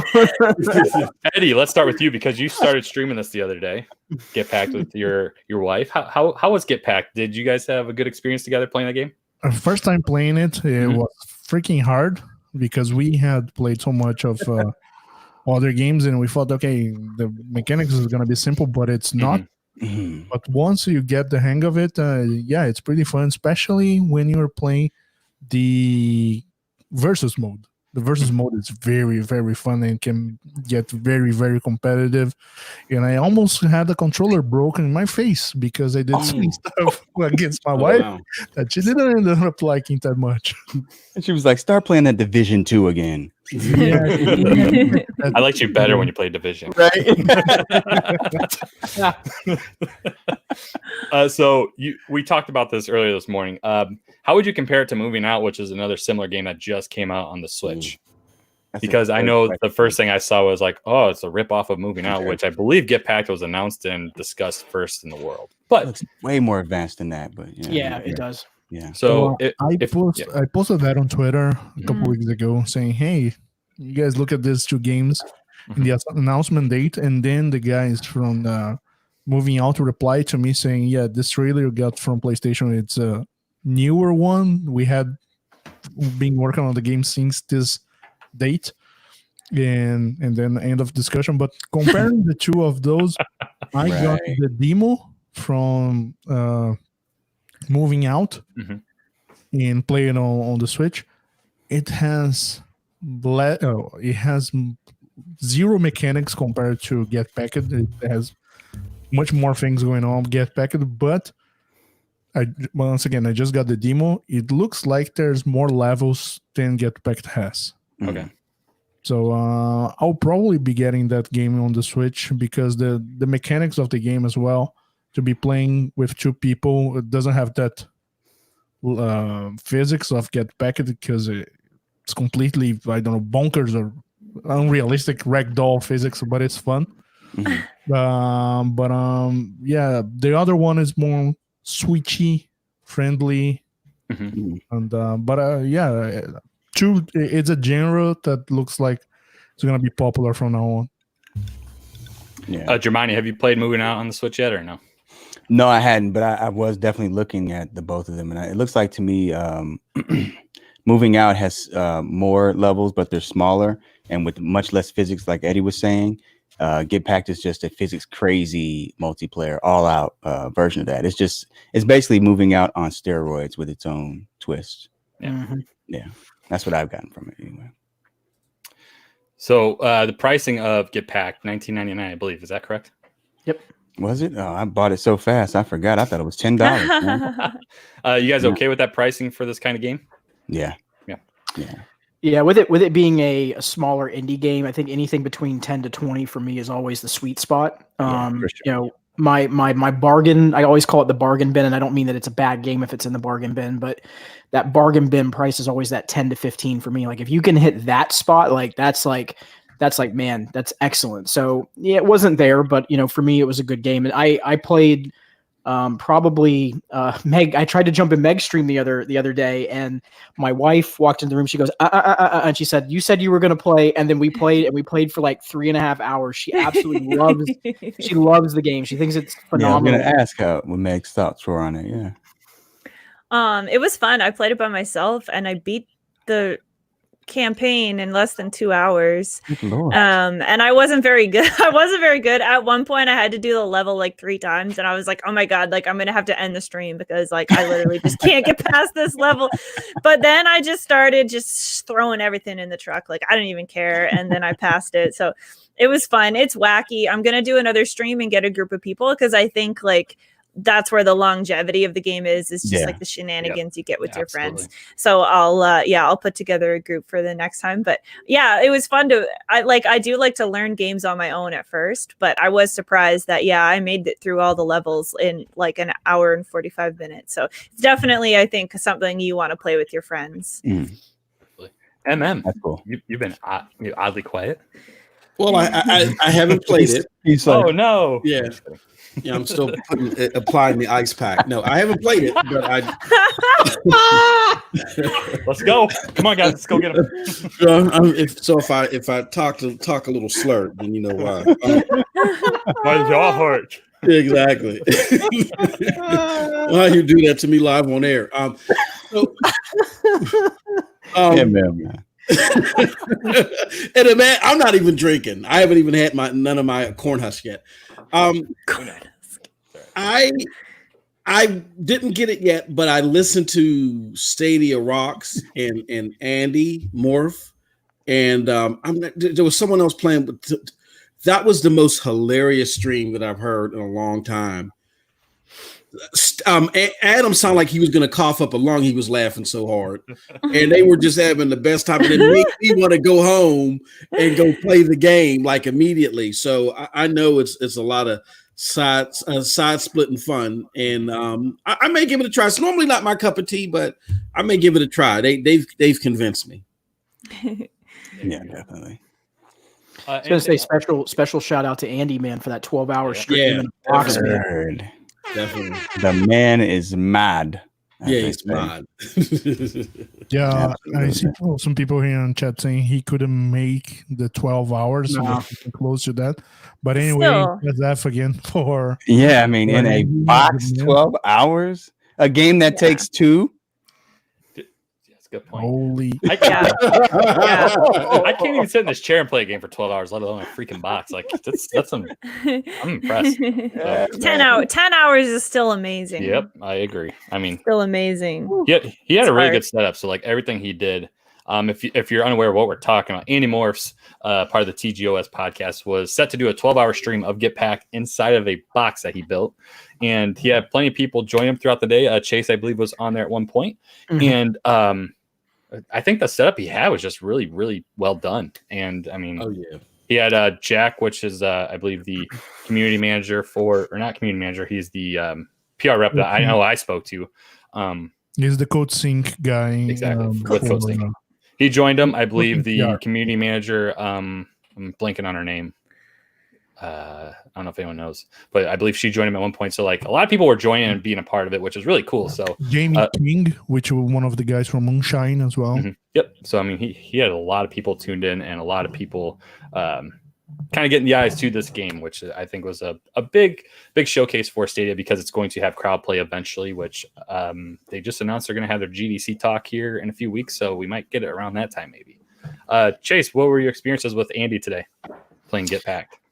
A lot of fun. And I really think like the thing that I've always missed from gaming, and I've talked to like me and 6-4 talked about this in some of his streams. I know me and Eddie have talked about this when we were doing twos this week on Stadia, that the one thing that I've always missed from gaming is that couch co-op experience. Like I can't tell you how much I miss that, like playing with friends, goofing around. You know, people would get, I made the joke before, don't do this at home, but you know, people get hit with pillows because you do something that somebody wasn't happy about in the moment. But I think the one thing that I really thought was amazing is on the online version for Get Packed, you can actually link another controller, to your Chromecast, and that person that's in your living room can play online as though they have a Stadia account, even though they don't. They're basically playing as a guest. Awesome. And then if other people join in, either a friend that you know from your friends list or the actual like the party system that they use, you can play an online co-op, like it's a couch co-op. It's so cool. Like I can't wait till, and I know it's going to happen when they add crowd choice and crowd play into that game. Like that's going to be something special. It's really going to make that game that much better. Absolutely. Yeah. Shout outs to Andy too for reaching 1,000 subs during. Yeah, stream, man. Crazy. That's gangster, right. Hey, brother. You did that, brother. Awesome. You did that. Meg's about to did that this weekend, I think, right? Yeah, the next 2 hours or so. Yeah. He is blazing, man. Guys, Blazing. Lying. Don't challenge because Meg. I know I'm plugging this early, but tomorrow Meg starts doing a 24-hour live stream. That she's gonna have. That is right. Yeah, She's like 12 hours. We know that. Thank you, Andy, for those 12 hours. Us celebrities. Check this Oh girl. no, it's hard. Long streams are hard. It's awesome. Man, that's it's awesome. Yeah, that's gonna be crazy. I'm pumped though. I'm all ready. I got everything ready. I'm all set. It's gonna be awesome. But she's You are not all mad. You are all mad. That is insane. Wow. Lots of energy drinks. Yeah, where are they? They're here. I'm literally just surrounded by them right now. When she stands up, you're just going to hear a lot of clinking from cans. And in the background, the Eye of the Tiger is going to be playing, Yeah, and I'm doing it with Link TV, guys. Don't forget, Yeah. Link is with me. Link TV, shout out. I don't know if he's still here, but it's going to be awesome. Yeah, y'all are crazy. Well, and tomorrow, what leads off to your amazing stream is Link's going to be joining for a spotlight. So he's going to be over on at 9 a.m. over on my channel. He'll be there till 11, and then boom, right off to the live stream. I'm so excited for the both of you. That's going to be amazing. Yeah, he's whack. I don't know what he's thinking, whack. but he insisted on doing it that way. So I was like, okay, he's here, he's ready. Yeah, Link. face reveal. Face reveal. So we'll see. So I believe that's all the exciting stuff that happened at the Connect. Am I right, guys? Oh wait, No. there's one more thing, folks. PUBG is now on Stadia. PUBG. Yeah. And not only that, folks, it is free if you have a Stadia Pro subscription. Is this a hint at other consoles getting free to play on PUBG, or is this just because a couple Duffies went? Like Chase said. Yep, PUBG's That big paper. This was all the cash, man. Because look at what we got. We got the freaking Pioneer Edition, which is I think MSRP is either $40 or $50, folks. Yeah, Like that's just craziness. Google dropping them stacks, man. They're making it rain in the club. Dropping them They're making it rain. They just I don't know if you guys seen the meme on Twitter where the guy walks up to the other guy at the car and just throws a stack of papers at his face. I think that's exactly what people did. Yeah. I'm sorry. Go ahead, Chase. You were about to say something. No, I was gonna say that there was a funny narrative I noticed on Twitter today. Somebody was sharing that PUBG has been dead for 3 years. And you know what? Somebody responded, and it was great because what they did is the person went straight to the fax machine. They went over and they pulled up the stats of the current player base, and they said, "Oh, it's dead." Tell that to the 492 million players still actively playing on the game. The dude didn't respond. That's what I'm talking about. Like some of this stuff. Like you gotta. Is PUBG the #1 battle royale game right now? Of course not. No one's going to be disingenuous about that. But it is still one of the most actively played battle royale games on both PC, mobile, and console. And it's the OG. And man, they've definitely, the one issue that I've noticed that they've had in that game is a lot of bugs, glitches, and all that stuff. Playing it on Stadia, I don't know how long we were on for, about maybe 4 or 5, I don't know. It was just so long and nothing, aside from just get everything set up and learn how to play. It was buttery smooth. So they really fixed that up. Freaking crossplay. With the consoles, Xbox and PlayStation players, and you can when you get killed by someone or you kill them, you can tell what the player is coming from. Like you can see it in their profile, which is nuts. It's crazy. Okay, yeah, I had to check that because I didn't actually pay attention to that part because I want to know what platform I was destroying. But It was a lot of fun. We went in there with all our Stadia hoodies, and we were like bouncing around in front of each other. We created a circle. Yeah. Like the haters coming in, like, we just mobbed them and jumped on them. It was just a lot of fun, man. It was so much fun. Like, I know they were like, "What Stadia players? What the hell?" You know, I can only imagine the commentary on the other side. So. Speaking of hoodies, I want that hoodie. I mean, am I alone in this? Real life, in real life, IRL, yes. So if you're not following me on Twitter, it's at Club Stadia TV. Retweet this and let Google Stadia know that we want to buy this swag. We want that hoodie. I know some people want the parachute. I don't know. I want that pen. Yeah, the parachute. I want the glasses, the shades, man. I want the helmet. I believe Carly and Rock. I agree with you. Parachute. Here we go. I'll take the parachute. pan too. The pan too, Eddie. Yeah, the pan is kind of dope. So Rock and Carly want the parachute. I want the hoodie and the glasses personally, but I don't know what you guys. Maybe someone wants a frying pan, but whatever. Yeah. Hey, Google, send me a fry pan. Yeah, I'll take the frying pan, sure. Can you imagine in their new backpack gift sets if there was a little mini frying pan and a little saucer in there? That'd be hilarious. A frying pan keychain. That'd be dope. Exactly. I'll take it, yeah. Hey, Google, get on it, man. Should do It's it. doable. I mean, it's just a little metal keychain. It's Little not trinket. Little trinket. So, I mean, this is the first Battle Royale game, which is awesome. Any early predictions on what the next one will be? Fortnite. I got a new. I was gonna let Chase. Yeah, I know Chase want to go ahead and get it out. Go ahead, man. I did have something in mind. I'm gonna set the table because I'm gonna let MM run with it. All right. So there was a said individual. I promised him I'd give him a shout out because he absolutely deserves it. That was on a said SSC podcast recently, which is MM2K's. What the hell is that? Recently on MM2K's podcast, his name is Pablo, and he had an interesting prediction that I don't know. MM, you wanna take it away? Yeah, he had an interesting prediction that once you do the research on it, it seems like there's some meat there. You know, what is it? Warframe is going to go into let's backtrack a little bit. So PUBG released simultaneously with what? Season 7. Yep. And it looks like that Call of Duty Warzone is coming out with Season 4 in June. Mm-hmm. Guess what else is happening in June, right, Chase? It's the next Connect that we're supposed to be getting. So if you read the tea leaves, that might be the next, Battle Royale game, free-to-play game. Yeah. I'm sorry, were you saying, Eddie? No. I was just complimenting. Sorry if I interrupted, but I was just saying at the end of the Connect, we heard something like, and we have more to share. Exactly. Yep. Oh, yeah. Yep. Awesome. But hey, Call of Duty, Warzone will be like 6 months old, and like, why would we want that? I know, yeah, old ass game, man. Yeah, it's old. See, they only get old games, man. Here's what I don't understand. Okay, so Stadia can't get his props for Octopath Traveler coming to the system, but people praise when things are ported to the Switch. Yeah. We can't have old ass games, but when you look at the top 50 games that are on Xbox per se, they're all old ass games. You know what I'm saying? So like, when are we, like as Chase was beckoning before when someone said PUBG is dead. Meanwhile, it's top 25 everywhere on Twitch, games played on consoles everywhere. It's still top 25, right? When are we going to get over the net? Well, I'll say it like this. This is why I say, instead of us going back and forth with the wrong yays and the memecast boys, what we need to do is just take snippets of facts. And when someone says PUBG is dead, say, oh, but it's top 25. You consider that dead? Or, oh, nobody's playing that anymore. Oh, that's all they're playing on your Xbox. Is nobody, nobody is playing top 50 games? Because it's getting ridiculous and it's getting tiresome. I'm sorry, go ahead. Oh, yeah. No. I want to jump in. Sorry. Eddie, I saw Eddie with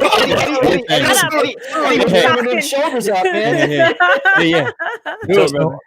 Because Ariel here brought something that I was just gonna talk about as well, because it goes together with what MM was saying. But Rock was talking so much about this because it's freaking awesome. There's this article of Nintendo people or Nintendo fanboys, exclusively fanboys, because I play Nintendo 64 here plays Nintendo, but we are not that deep fanboy. That says, how come EA port their games to a dead platform? Like, oh my God, EA is so dumb because they ignore the Switch with the huge 100 million Switch sold, and they go for they go for Stadia. So they were hurt. So And they got something for that. I hope a little for your bleeping for the after show. You make it a And they lot got easier. something for that bleep Edit head, that and it's out. called Preparation H. So just get it and get over it. Man, I was gonna say, one of the easiest ways to kill that whole argument as far as old games are concerned is like you're preparing yourself, you're saving your acorns to purchase a brand new next gen console to play your old games. I mean, that's all they're talking about. Oh, it has backwards compatibility. Yes.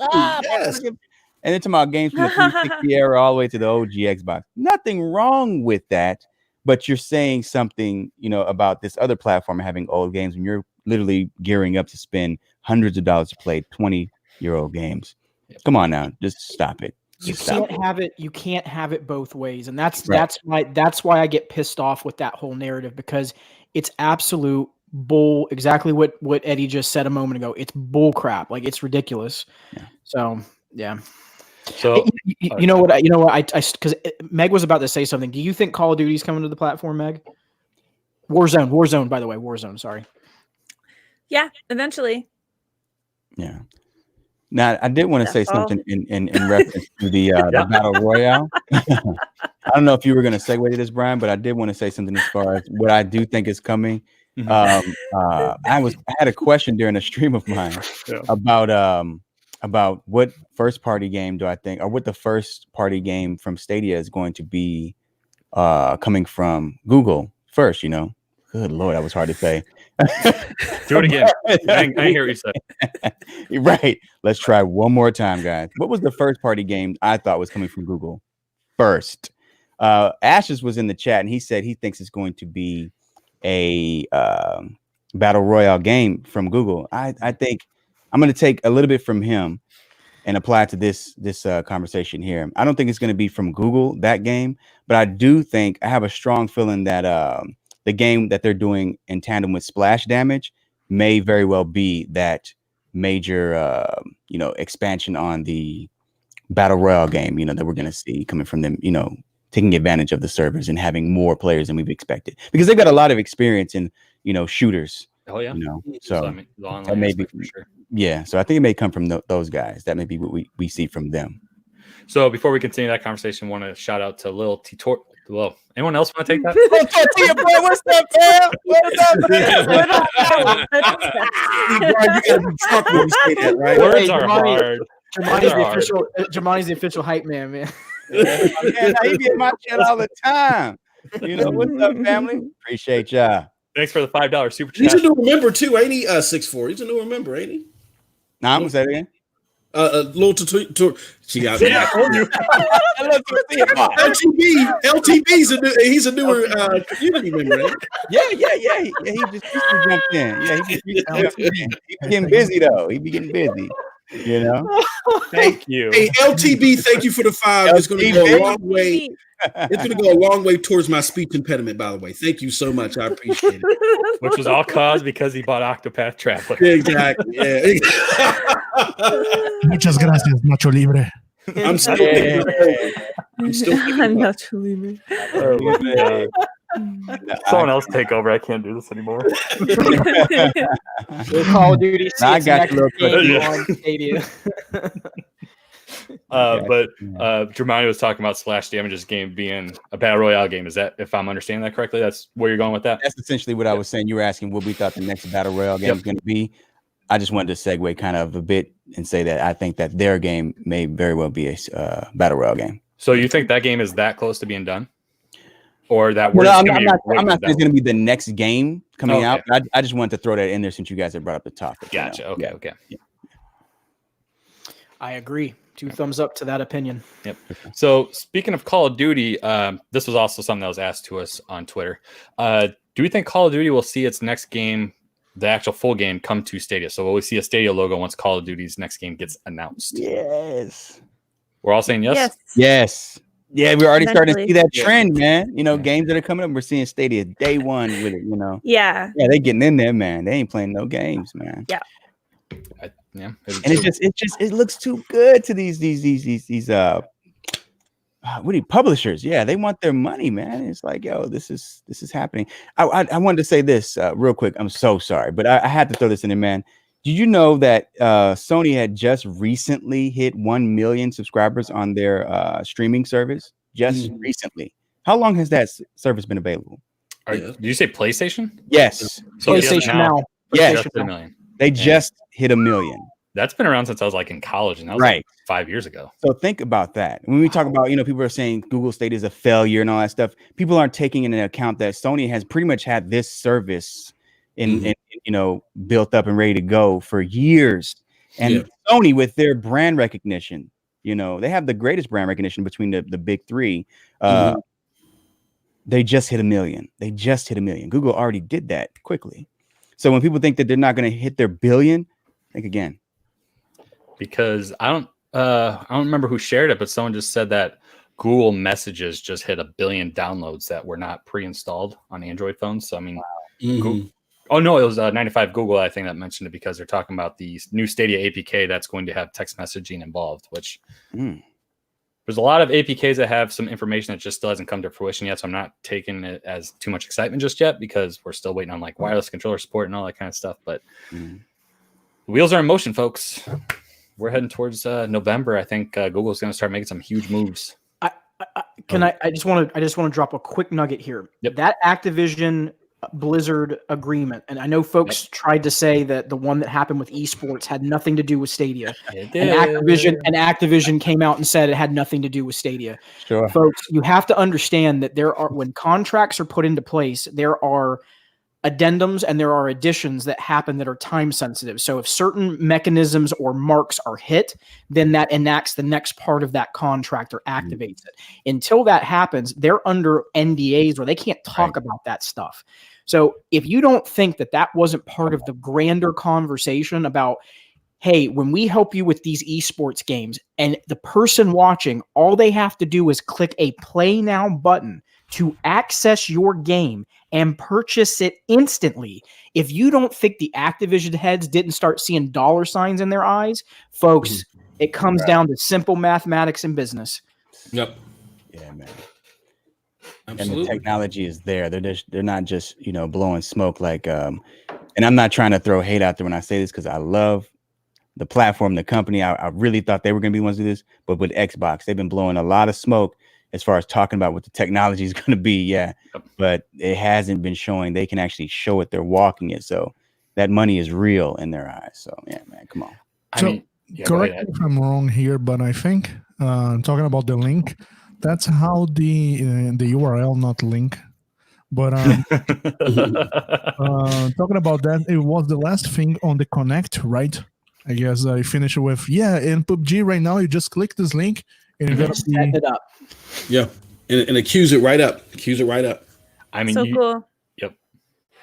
I mean, you have to know that conversation with Activision had Google saying, "Hey, when the time comes, you can just click this link under your esports live streams and say play Call of Duty," and boom, people can buy it right away. So I mean, you know that conversation had to have happened at some point. Whether it was actually a part of the actual negotiations, who knows? But I agree that we're going to see Call of Duty on here sooner than later for sure. So. And one thing in business that's for certain is the market.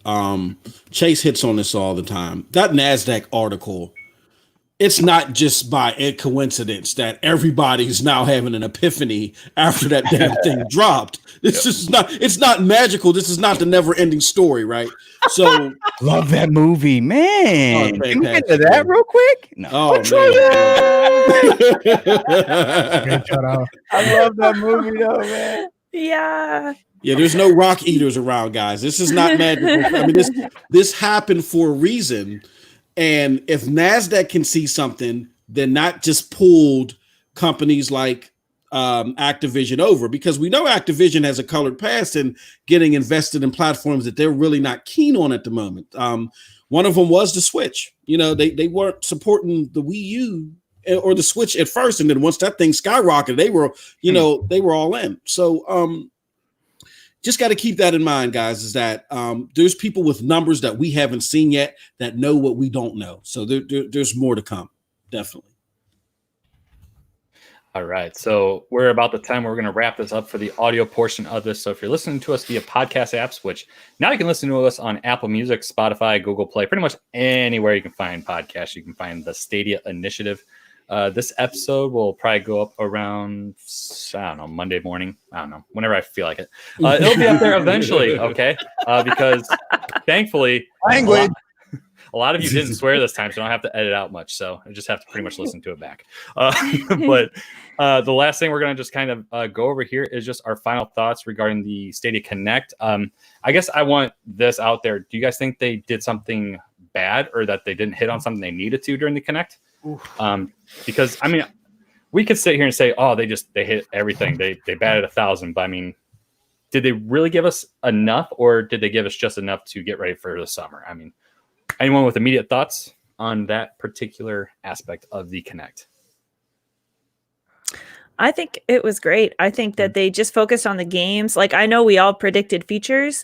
I think that's going to come later in the summer. I think they just wanted to kind of like have a comeback to all the people saying, oh, there's no games on Stadia, blah, blah, blah. But so, I mean, they just announced like so many games, and then there were exciting ones that we didn't expect to see. And then there were games dropping like right when it started. Everybody was like, oh my God, check the store. And like, yeah, no, I think it was fantastic. I do think this was just kind of like almost like a trailer of like what's to come in the summer. Someone said that maybe we got this because some of the like conferences were sort of canceled or postponed. So maybe they were just like, okay, you know what, we're just going to cut down to the basics, show you guys the games we have coming, and like that's what they did. So I think it was great. Some people were a little disappointed, but like, man, I was charged up. I thought it was fantastic. I follow you, Meg, because I would say it was games. And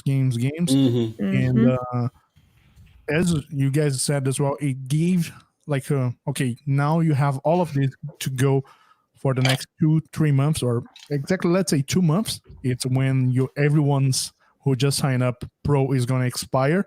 So when that Pro new users are about to expire, we're going to see that new Connect with new games, and maybe features. But I will not be surprised if we only see games on the next Connect as well. Oh, really? That's a good, interesting point you just bring up, because they might time that just before that 2 months hit. That I don't remember. Anyone remember the exact date in April that they launched? It was like the 14th or 15th.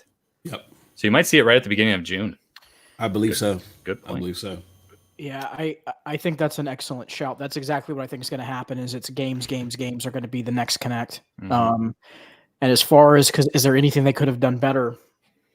You know, I try to look at both sides of the coin on things, but there's not a whole lot that I can dissect where I can say they made any real big mistakes.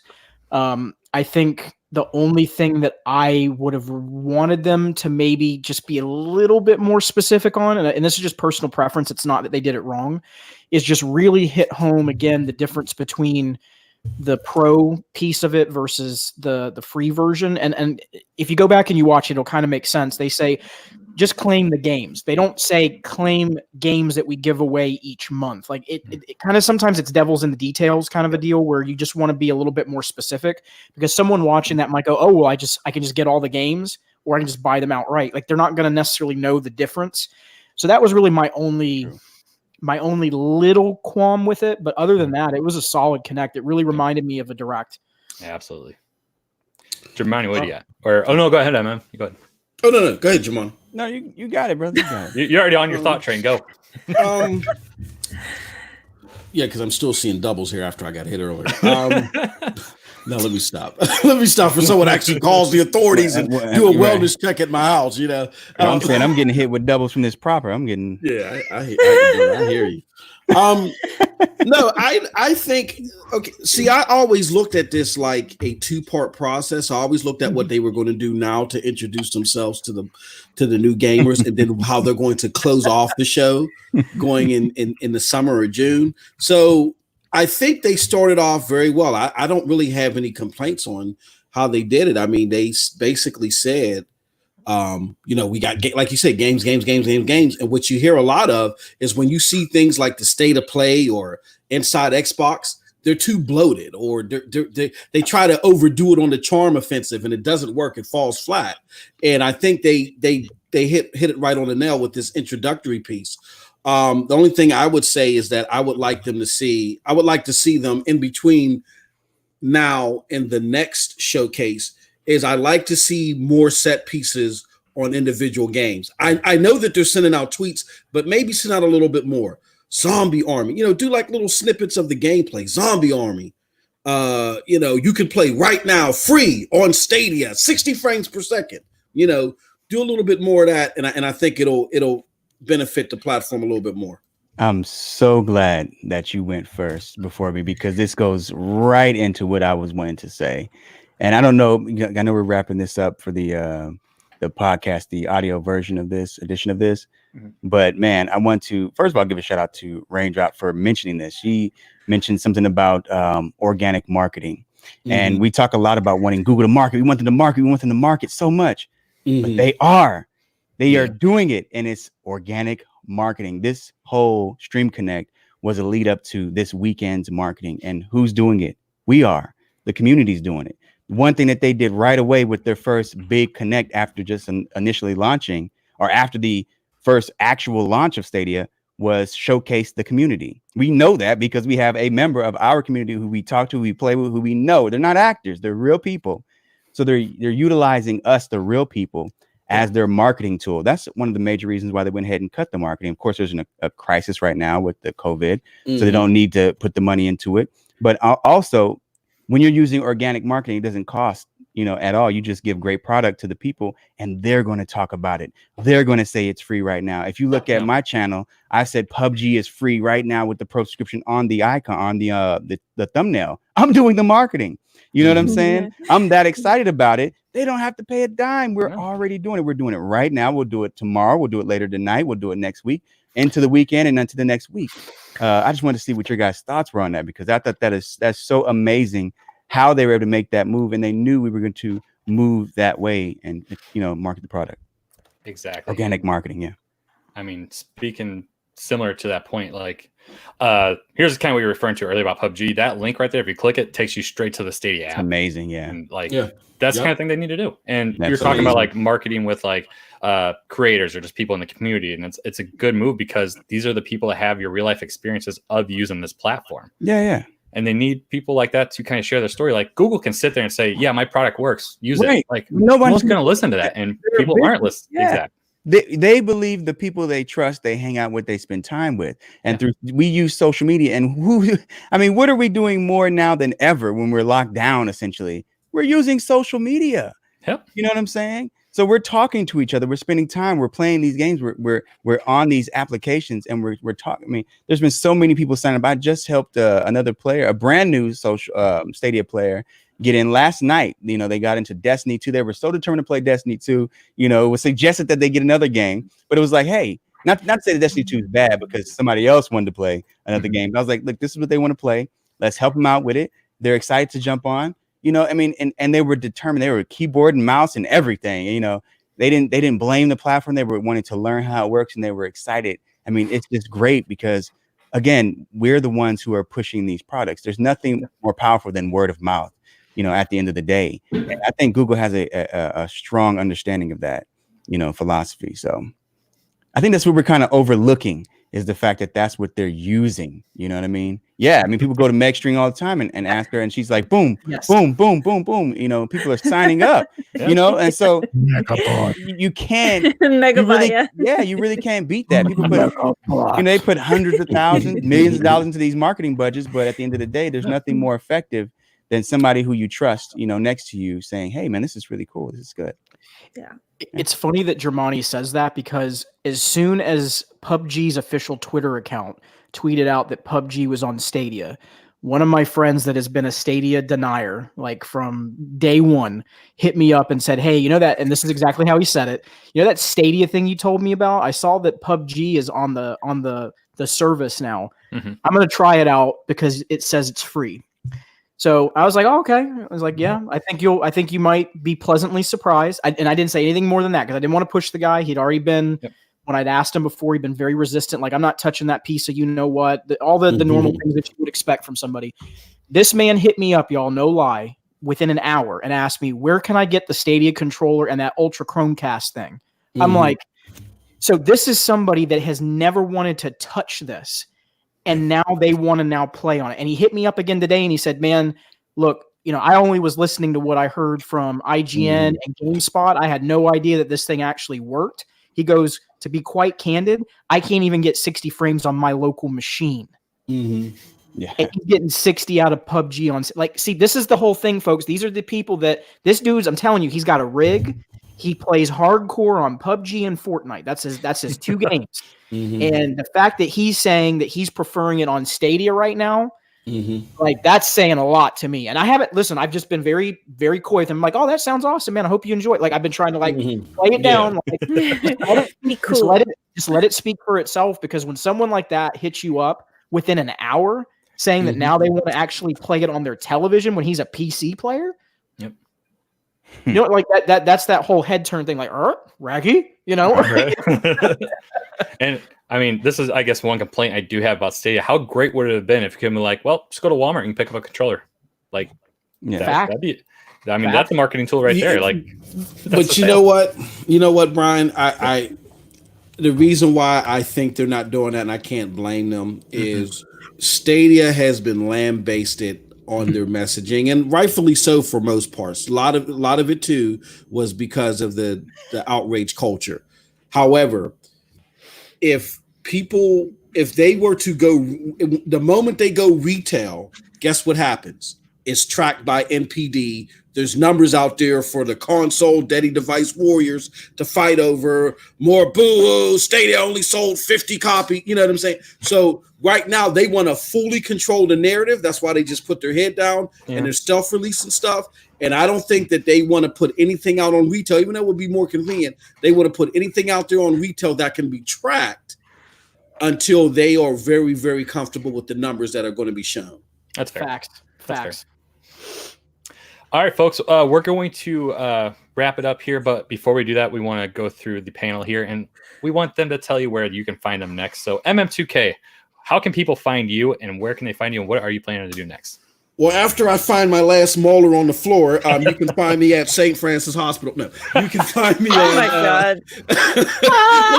My wife is she's a decent person. Please don't call the GoFundMe for. Man, that's some crazy shit. Like, only need one side of teeth to eat chicken wings, so I'm good. You can find me at YouTube at MM2K videos or vids. You can find me, of course, at Stadia Dosage on YouTube. You can also find me on Twitch at twitch.tv/Mighty Most 2000. You can find me with the Broadband Bully. You can find me every goddamn where. Find me with the Brian, I'm sorry. Oh, you gotta bleep that out. 201. You can find me everywhere. Broadband Bullies, definitely check us out. Broadbandbullies.com for a lot of the latest gaming news. Perfect. Chase, where can we find you on the interwebs? You can find me. You can find me at youtube.com / Stadia Talk. You can also find me on Twitter at Phantom UFC Fan. And you asked, what am I doing next? Tomorrow morning at 9 a.m. Eastern Daylight Time, Link TV will be joining me for a Stadia Spotlight. I'm really excited to chat with him. And then he'll be hanging around from 10 a.m. to 11 a.m. for the normal Saturday morning Stadia Talk, which is just a community conversation. We have coffee, breakfast items, snacks. It's a very laid back environment. And it's just a chance to interact with the community and just have an open conversation. So looking forward to it. Germani, how about you, man? So I'm active on Twitter at Freeform64.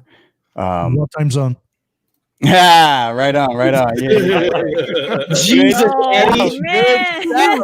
Aren't you in the Central Time Zone too? Hey, I'll take that. Yes, Central. Go ahead. I'll take that. I'll take that one. You're on the farm. It's okay. Go ahead. So yeah, Central Time on Twitter at Freeform64, and on my channel you can search LXIV and it'll pull up. But I need to get that / thing fixed. I thought I already had that set up, but I'll get that configured for you guys too. But on YouTube LXIV, which is 64 Roman numeral. You guys already know that. But yeah, catch me there. Central. And by the way, as he's telling you about that, every channel link to all of us is in the description. So if somehow you don't know who all of us are and you aren't subscribed, go ahead and find us down in the description. Click the link, subscribe. That easy. Eddie, how about you? StadiaPlayer1.com. You have your own website? No, it redirects you to Twitter. What? That's really cool. Seriously? Yeah, hit me up. I think it redirects you. My man said, "Hit me up." Oh, it hits your. Wow, that's awesome. It redirects you to YouTube. That's awesome. Wow. Yeah, if any of you guys wanted that, hit me up and I can hook you up with that. Meg, Kind of shady. I can hit you up. Hit me up. When he said it, he was like, "So it's StadiaPlayer1.com. Hit me up." Yeah, right. I know. I was like, wow. I'll let you hear me. Okay. Find me on OnlyFans.com. Had to get you back, brother. Appreciate that. All right, Meg, round us off. Yeah, you guys can find me at youtube.com/MegatronX, and my Twitter is _Meg_Atron, which I'll probably change that soon, actually. But yeah, I definitely recommend you guys check out my channel and follow my Twitter, because I do stuff like now that's like not even on my channel, like this. So yeah, guys, look me up. But like, just regularly, in a regular way. No winking, Eddie. No. And what time did your 24 hours start?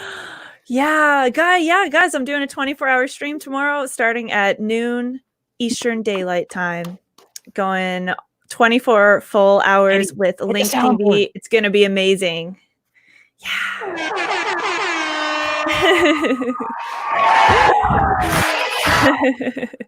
Yeah. You know you're famous when you have to say regular. You know what I mean? Yeah. There you go. All right, folks. We want to thank you all for joining us on this special episode. Actually, it's just a normal episode. Everything's special with us. So episode number 2 is officially wrapped if you're listening to the audio portion of this. If you're interested in more from us, you should be with us live on youtube.com/Club Stadia, where we do this live every other 2 weeks here on the channel. And we do a VIP after show afterwards just with our chat and not with you. So if you want to listen to more of us, come to YouTube. All right. In the meantime, we want to wish you to stay safe. Thanks for joining us. And we will see you next time. Thank you. All right, what's up, folks? We're on the VIP after show. How's it going? I like how we wave to the audio viewers. We wave to the audio. Oh yeah, my bad. Wait, that was the audio. These people are drunk audio listeners. Speaking of drunk, I need to go get a refill, y'all. I'm at a second because yeah. Yeah, bruh. Okay. All right, so Chase is going to his refill too. I'm telling you. We had a question for Meg in the chat here. Link says, is Meg secretly a battle royale player and doesn't want us to find out? Not at all. Or pro, rather. Oh my god, no, guys, not at all. Go back into the day and check out my old Fortnite streams, and you will literally see me get carried every single game by my subs. So that's how I get my dubs, like, straight up. So no.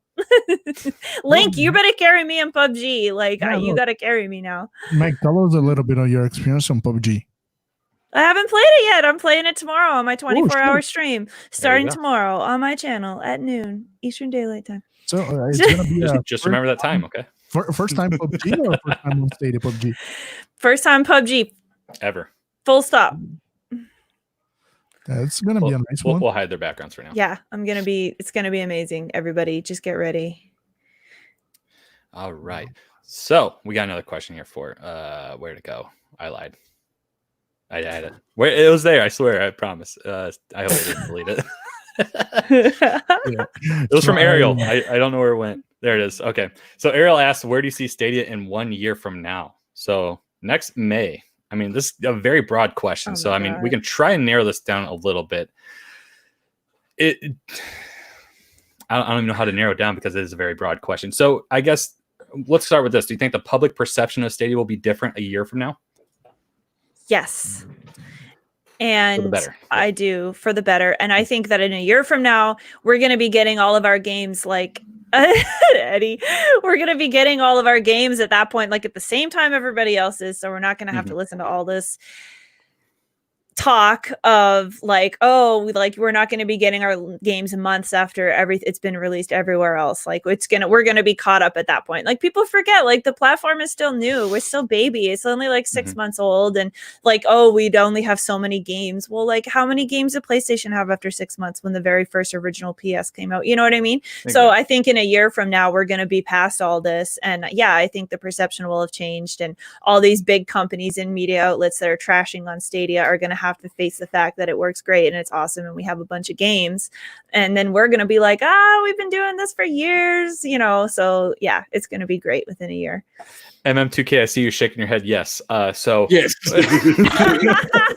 Very observant. The Crump Side community you're very familiar with, correct? Yes. Okay. Yes. So do you think they'll lighten up a year from now? Because I think when it comes to that side of the world, you're very in tune with how they react to these kinds of things. Right now, they're very hostile. I mean, I'm not even gonna lie. They're very hostile towards the mentioning of Stadia. Like, my viewership on YouTube is very diverse, but my viewership on Twitch is mainly crumb side people, right? So when they find, like, I'll get people enamored in my stream. This looks great. Oh, you finally fix your PC. This is Stadia, bucko. They leave. That's how remedial they are about it. But I think what's going to happen is a great guy, but I've been picking on him because he's an Xbox guy, and he just when you don't praise Xbox, he throws fits. But a great guy, I do a podcast with. His name is Dirk Griggity. He more notably had one of his biggest YouTube videos not too long ago, and the YouTube video was titled "Nintendo Switch Sucks. People just need to deal with it."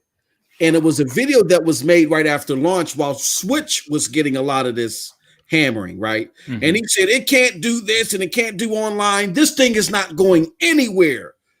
Get rid of it, And then now he looks like ultimate jackass #1, right? So and we laugh about it. And so the thing is now he's playing 50 First Dates and he's doing this stuff all over again with Stadia. And I'm like, bro. Whoa. Reiterate that one more time. The man was playing what?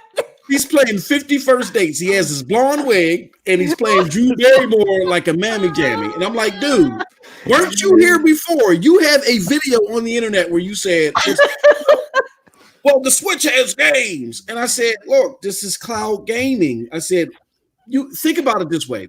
Stadia couldn't develop a blockbuster game for this platform at launch because they didn't know what they were developing for. This is not a set box. So they're doing a lot of second party deals and letting them put their games on the platform, and they just perform better. Once they get a better idea of the capabilities and they say, okay, we're going to lock in here, then you're going to get the blockbuster game developed first party. That's why they said you're not going to see our Breath of the Wild for 5 years. And it makes perfect sense. Yeah. Doesn't mean games are not coming. It's a totally different strategy. I think it's going to take, once this thing breaks through the mainstream, once NPD numbers, they're locked into the same stupid stuff. Once the NPD numbers, feed them sardines. So, Germani, what we were talking about is a year from now, do you think the public perception of Stadia will change? And I was kind of changing the question Ariel asked here because it's kind of a broad question, because we could talk about, although I have all the games in the world, they won't have this specific game. So that's where I'm narrowing it down. So do you think the public perception changes for the better or for the worst coming year from now? No, it definitely will be changing for the better because, again, people are realizing. I mean, MM had a great interview with Pablo, a new member of the Stadia community, man, just a great gamer in the community altogether. But he was very honest about the fact that he wasn't a part. He didn't think it was going to pop. He tried it. It sucked. It didn't work well. But at the end of the day, he realized it was a user issue on his end. He had the issue. It wasn't Stadia. Stadia worked great. He just wasn't up to par, so people are realizing that every day, all the time, every day. And like I said, last night, my example, just working with a new Stadia player, they were having issues on their end. And it was so cool to see that they weren't so quick to go, oh man, this sucks. There's something wrong with them. It was on their end. And once they figured it out, beautiful experience, they had a great time. But I did want to say, I want to shout out to man, little tortilla boy. You know what I mean? He had made something. He had made a statement here that I think that should be posted up here in regards to Stadia in the future with Amazon. You know, that's after the fact, though. You know, whenever you're ready for that one, because I know it's going to segue out. I actually just dropped this in the chat. So we're going to move on to a separate topic we have planned. Then we're going to come back to the questions here in a moment. So, and I just saw Ray. Yeah, we'll get to that too. Yeah, I just wanted to highlight it just to let you know. Absolutely. Yeah, because I saw it too, because that's a good point. All right. So my man Chase, let me get rid of this comment. Hold on. I want to get rid of it. Wow, that was a long time ago. There we go. Okay. Oh, he got hit again. I heard it. Chase. Remember, are you okay? Golly, the more he drinks, the better he hears. I have an emergency. Jesus, my man MM's trying to just live. He's just trying to live. He's just trying to live, man. Chase is like, that was the chin. I know what that is. That sounds like the chin. I watch UFC. Hey, man, when you played about 3 hours of PUBG, your hearing becomes very adept. Let me tell you. I hear you. I hear you. Corner left. 350. No, 55. No, I thought this was an interesting article, and a couple people in the community picked up on this. And if you haven't had a chance to read this article, it's really, really good. It was from Windows Central, and I know sometimes they are kind of, in my opinion, I've said this before, it's kind of hit or miss with some of the articles that we've seen from them, but I thought this one was pretty balanced. To be fair, this one was by Sean Endicott. This one was from yesterday, and basically AMD and Oxide Games are teaming up to improve cloud gaming graphics. And kind of the summarization of it, let me find the one part in here. This is it. So this is the part that's, I think, the most interesting quote in it is the goal of the partnership is to create a robust set of tools and tech for cloud rendering. Notice the term rendering. What is the thing that we've been talking about for months is that GPUs and the movement towards 4K and 8K, some of that stuff is going to get to a realm where it's going to be cheaper and more effective to do what? To upscale or use AI or use computational algorithms. So what it sounds like they're trying to do is they're trying to use not only hardware, meaning a partnership between the two of them to enhance the focus on cloud rendering, but also it's an interesting partnership because they're trying to also enhance, I think, the AI side of the house. Why is this interesting? Because Stadia blades use AMD GPUs. So I think there's some nuggets to take out of this. I wouldn't run to the bank that this means that it's absolutely only Stadia. MM made a good point off air today that, Xbox and some of the other platforms, they are using Ryzen and AMD GPUs already in their platforms. So this could be a little bit more broader. But one thing in here is, I don't know if you guys have seen examples of the nitrous engine that Oxide uses.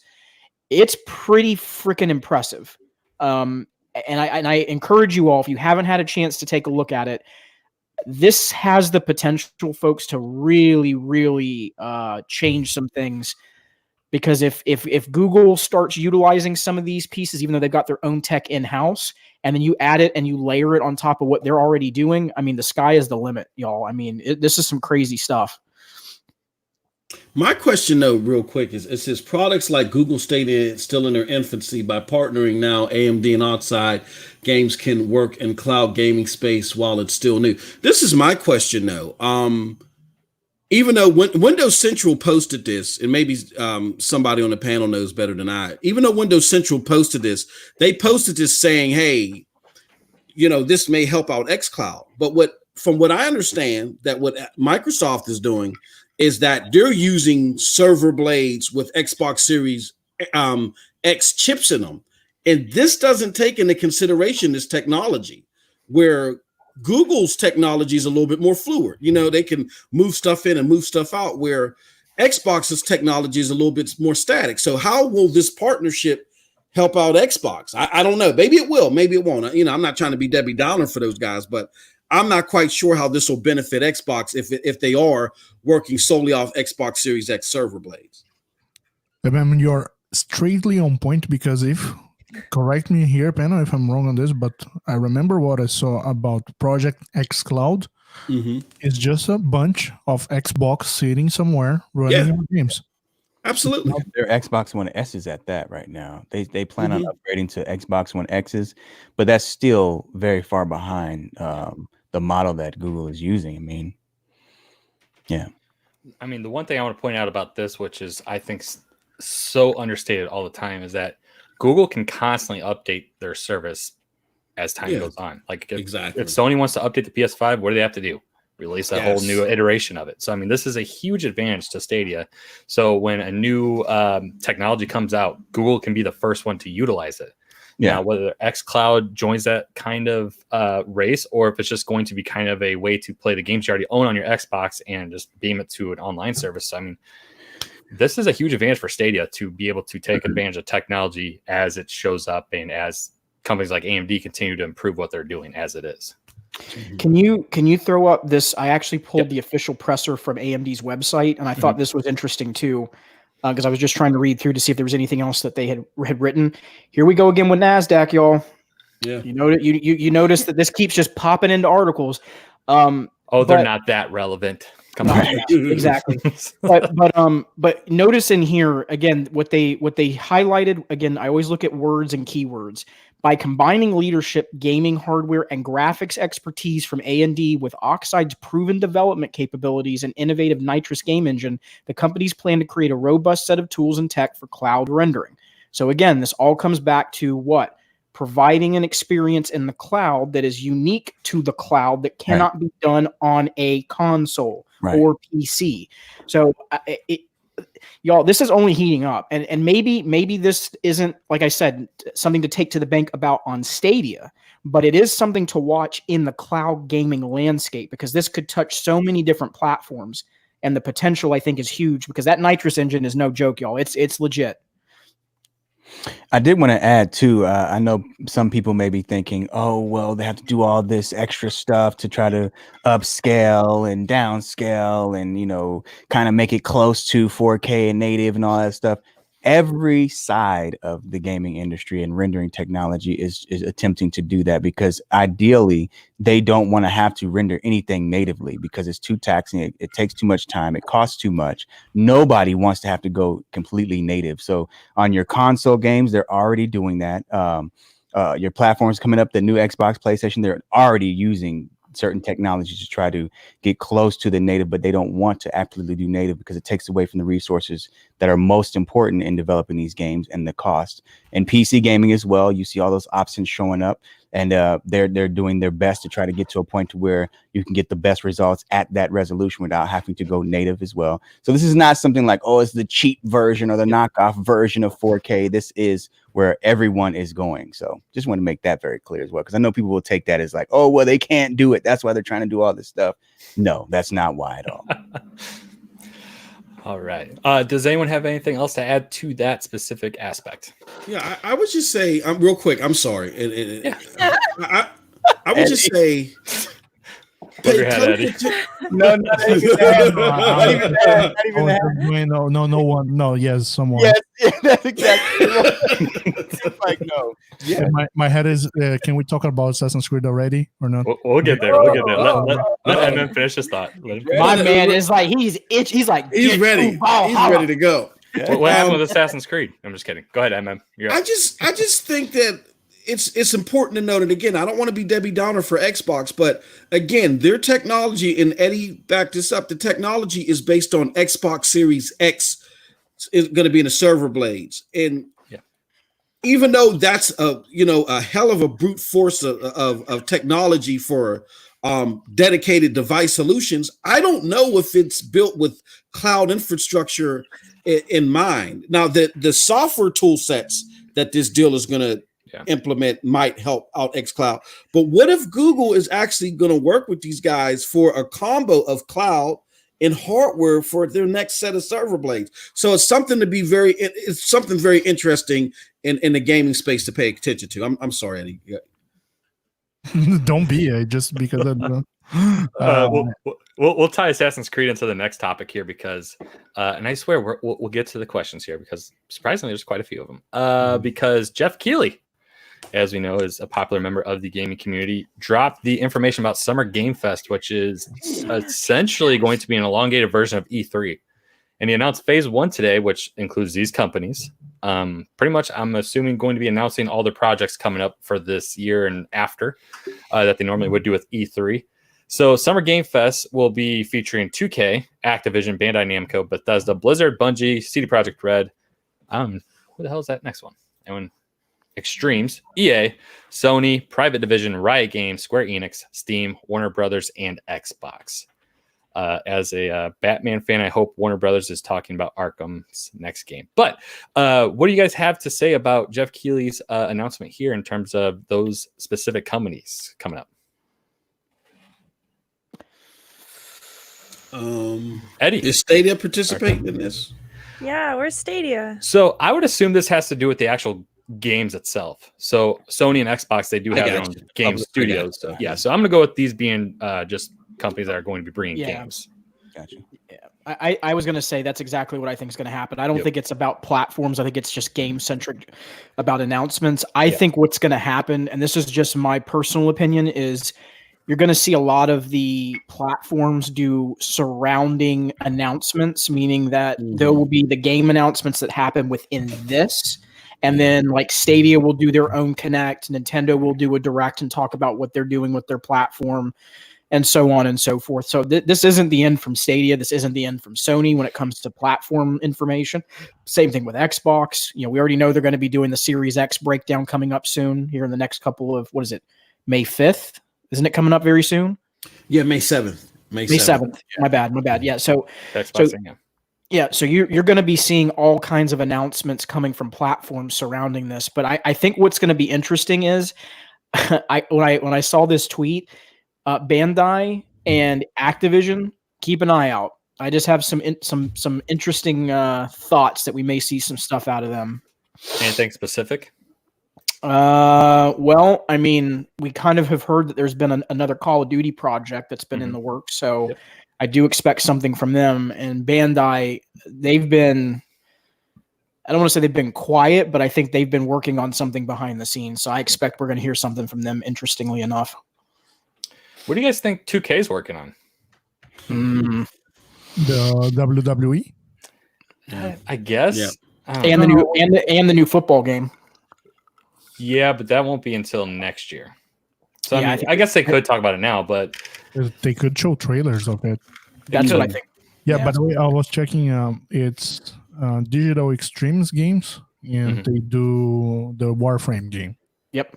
That we cool. Okay. Oh, wouldn't that be awesome if they announced Warframe on Stadia there? Oh, that'd be cool. That title, I think, free to play on the PS4, right?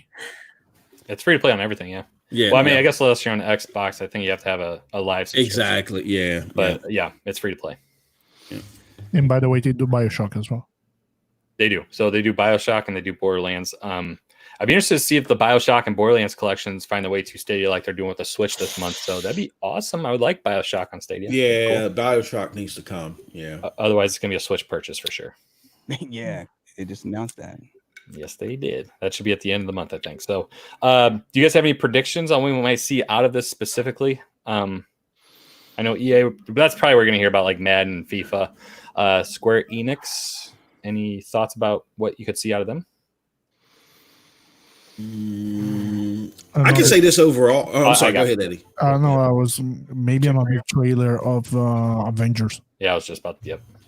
Oh yeah. Are they working on a new Tomb Raider game? They shouldn't be. I don't think that comes from Crystal Dynamics. Crystal Dynamics, yeah. Oh, my bad. Yeah, you're right. And the last one underperformed. I think they're putting that on ice for a little bit. I want to say it was a trilogy that was initially planned, so I don't know. Right. Yeah.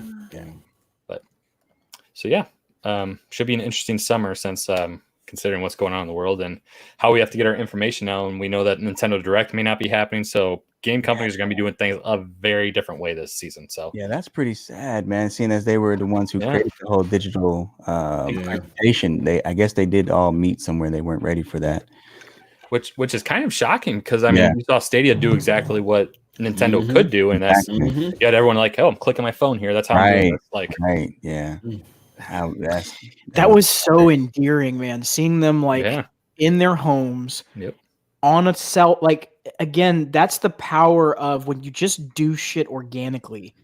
Like, don't put all this fancy fluff on it. Just like if someone was like sitting down in their home and their freaking cat jumped up, like Erin Hoffman with her parrot.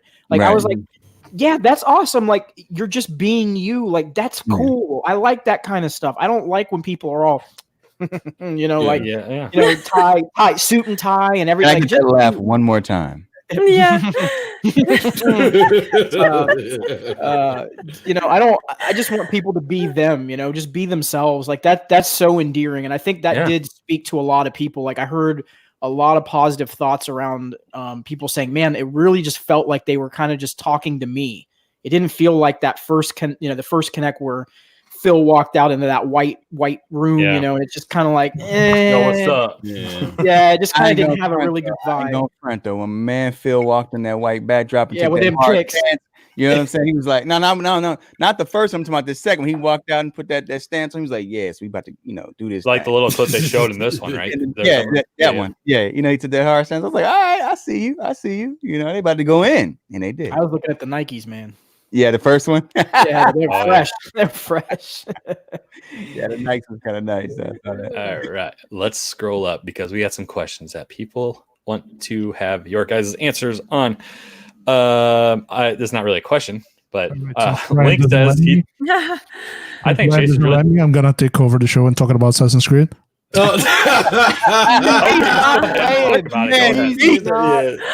having it. He's not having it. Shit.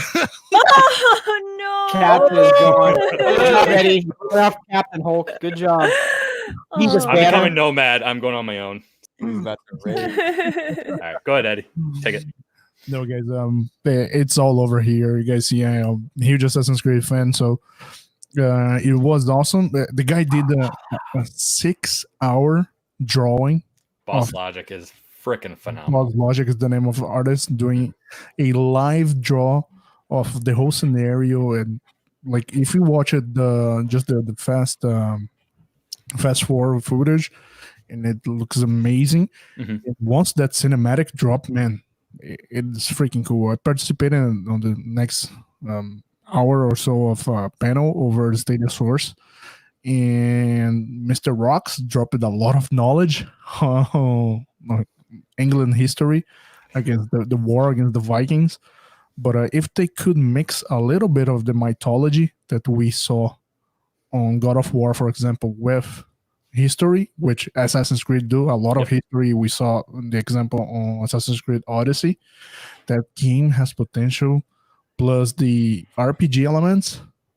Maybe we'll be seeing Game of the Year. But the thing that got me most interested is that it's coming this year. Yeah. They're ahead of schedule on it. They're a little bit further ahead than they had told us.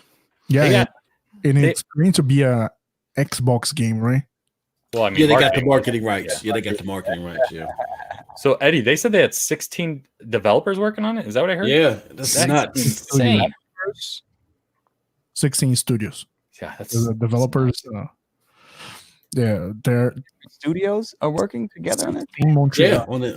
That's nuts. Studios. 15 Ubisoft studios plus another studio outside of Ubisoft. The amount of things they were talking about behind the scenes that this game's going to do, I'm not shocked that they're using that many studios. Like it's going to take what Odyssey is and like triple it. Like some of the content that they're putting in this game. Yeah. We had a good question earlier by Carly. She had to leave, but it was about what are our thoughts on some of the concerns, and this was new to me, but some of the concerns that people have expressed about its performance. People are saying they're questioning if it'll run well, if it'll do 4K or 60. What do we think about that? Oh, the game's performance you're talking about? Yeah, she had heard that some people were concerned that Stadia just wouldn't be able to run Assassin's Creed the way it was meant to be since it's being developed for PS5 and Xbox One and all Xbox Series X. So go ahead. No version of Assassin's Creed is going to be native 4K on any of these consoles. That's fact. Like that is absolute. And if I'm wrong, folks, I'll come back on and admit I'm wrong. But from what is being said by most developers right now, it is not going to be native 4K. So the only version that would be native with any games going forward right now appear to be on PC. Yeah. So you have to have a rig that would be astronomically priced. Meg, what do you think? I was going to say Meg might be the best person to. I agree with you guys. slight Ned. She had one beer, guys. Let off. Slight, You guys slight, don't drink beer very much. slight head nod. She's like, Yes. I'll let Yes. y'all handle this. I'll get all the techie big gigabytes, wizarbytes, and zizzle. The Bibblewatts, is that what it's Damn called? game. Yeah, the Bibblewatts. yeah, the Bibblewatts and Bubblewatts. I'm with that. Man. I'm confused though why this question is even. Well, no, I'm not confused. I'm sorry. We got the idiot herd and the outrage culture out there. I don't know. Look, people that are not in the know don't understand the relationship that Ubisoft and Stadia have. Like, if this thing is going to run well, it's going to run well on this platform. But I know where this originated from. And this is why we do the hard work to put the dunce hat on people and sit them in a corner. This came from Digital Foundry. When Digital Foundry was reviewing Ghost Recon Breakpoint, they said the reason why that the 4K 30 mode wasn't as smooth as other 4K 30 modes is because Stadia can't handle all of the extra physics, which is a bunch of baloney, which is a bunch of bullpucky, because all you got to do is look at the Division, you know? Yeah. And people, but that's the thing, as much as we put the truth out there, all it takes is for Digital Foundry to say something as goofy as that, for that to marinate out there. But I say all that to say this. The 4K 60 with the next gen consoles, it might be native. Yes. But guess what? I agree with that. If it's native next gen, it's going to look just as good with Stadia. You know what I'm saying? We've already got devs that said that their games are performing better. And it may not be widespread, but their games are performing better on Gen 2.0.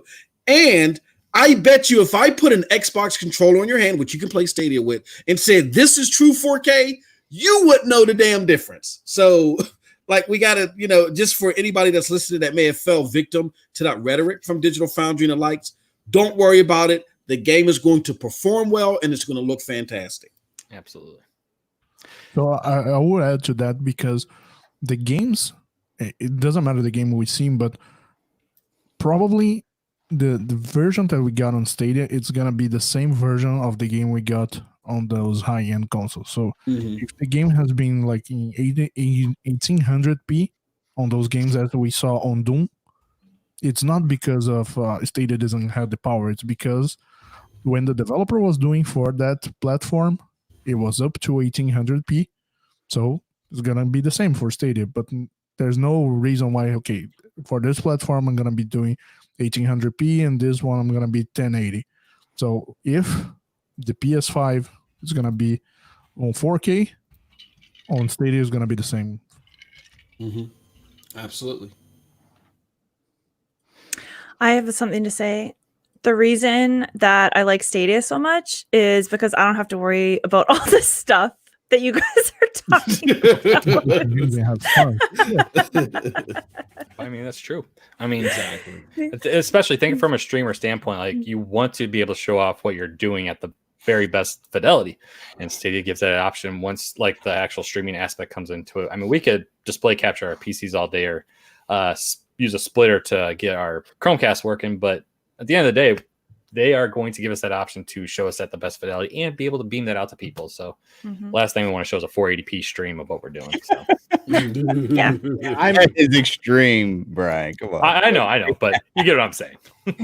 Yeah, I was going to say, I'm still not convinced that we're going to see native 4K on these next gen consoles yet. I think as far as some of the hardware components that they're talking about putting in there, it's not where it needs to be in comparison to what you need on an actual PC or on a rig. Sure. So the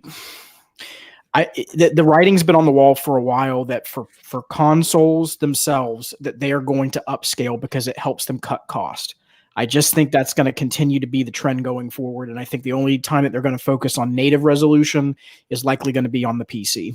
Now, if something changes on that, I'll retract my statement, but I don't see it. Yeah, well, I'm sure the Xbox Series X is going to do native 4K on classic games. That's for sure. Yeah, Going to make that happen. But again, that's just showing that that's just speaks to the fact that it's going to have to be stripped back. Right. Really textures, even frame rates on a lot of games and everything like that in order for them to achieve that. But they'll definitely be able to say that they're running games at 4K native because a lot of them will be 360 Xbox original and stuff like that. So that's a good shout. You're right about that. I guess my focus is more about like if we're going to do the comparison of Valhalla from Xbox Series X to Stadia, they're all probably going to be upscaled versions of the game. That's absolutely going to be that because that's the technology moving forward. I think what people are missing is none of these companies. Everybody thought there was going to be 4K native, but when they all launched, it was 4K true or something like that along those lines. It was all upscale. Basically what they're saying is your game is going to look good on a 4K television.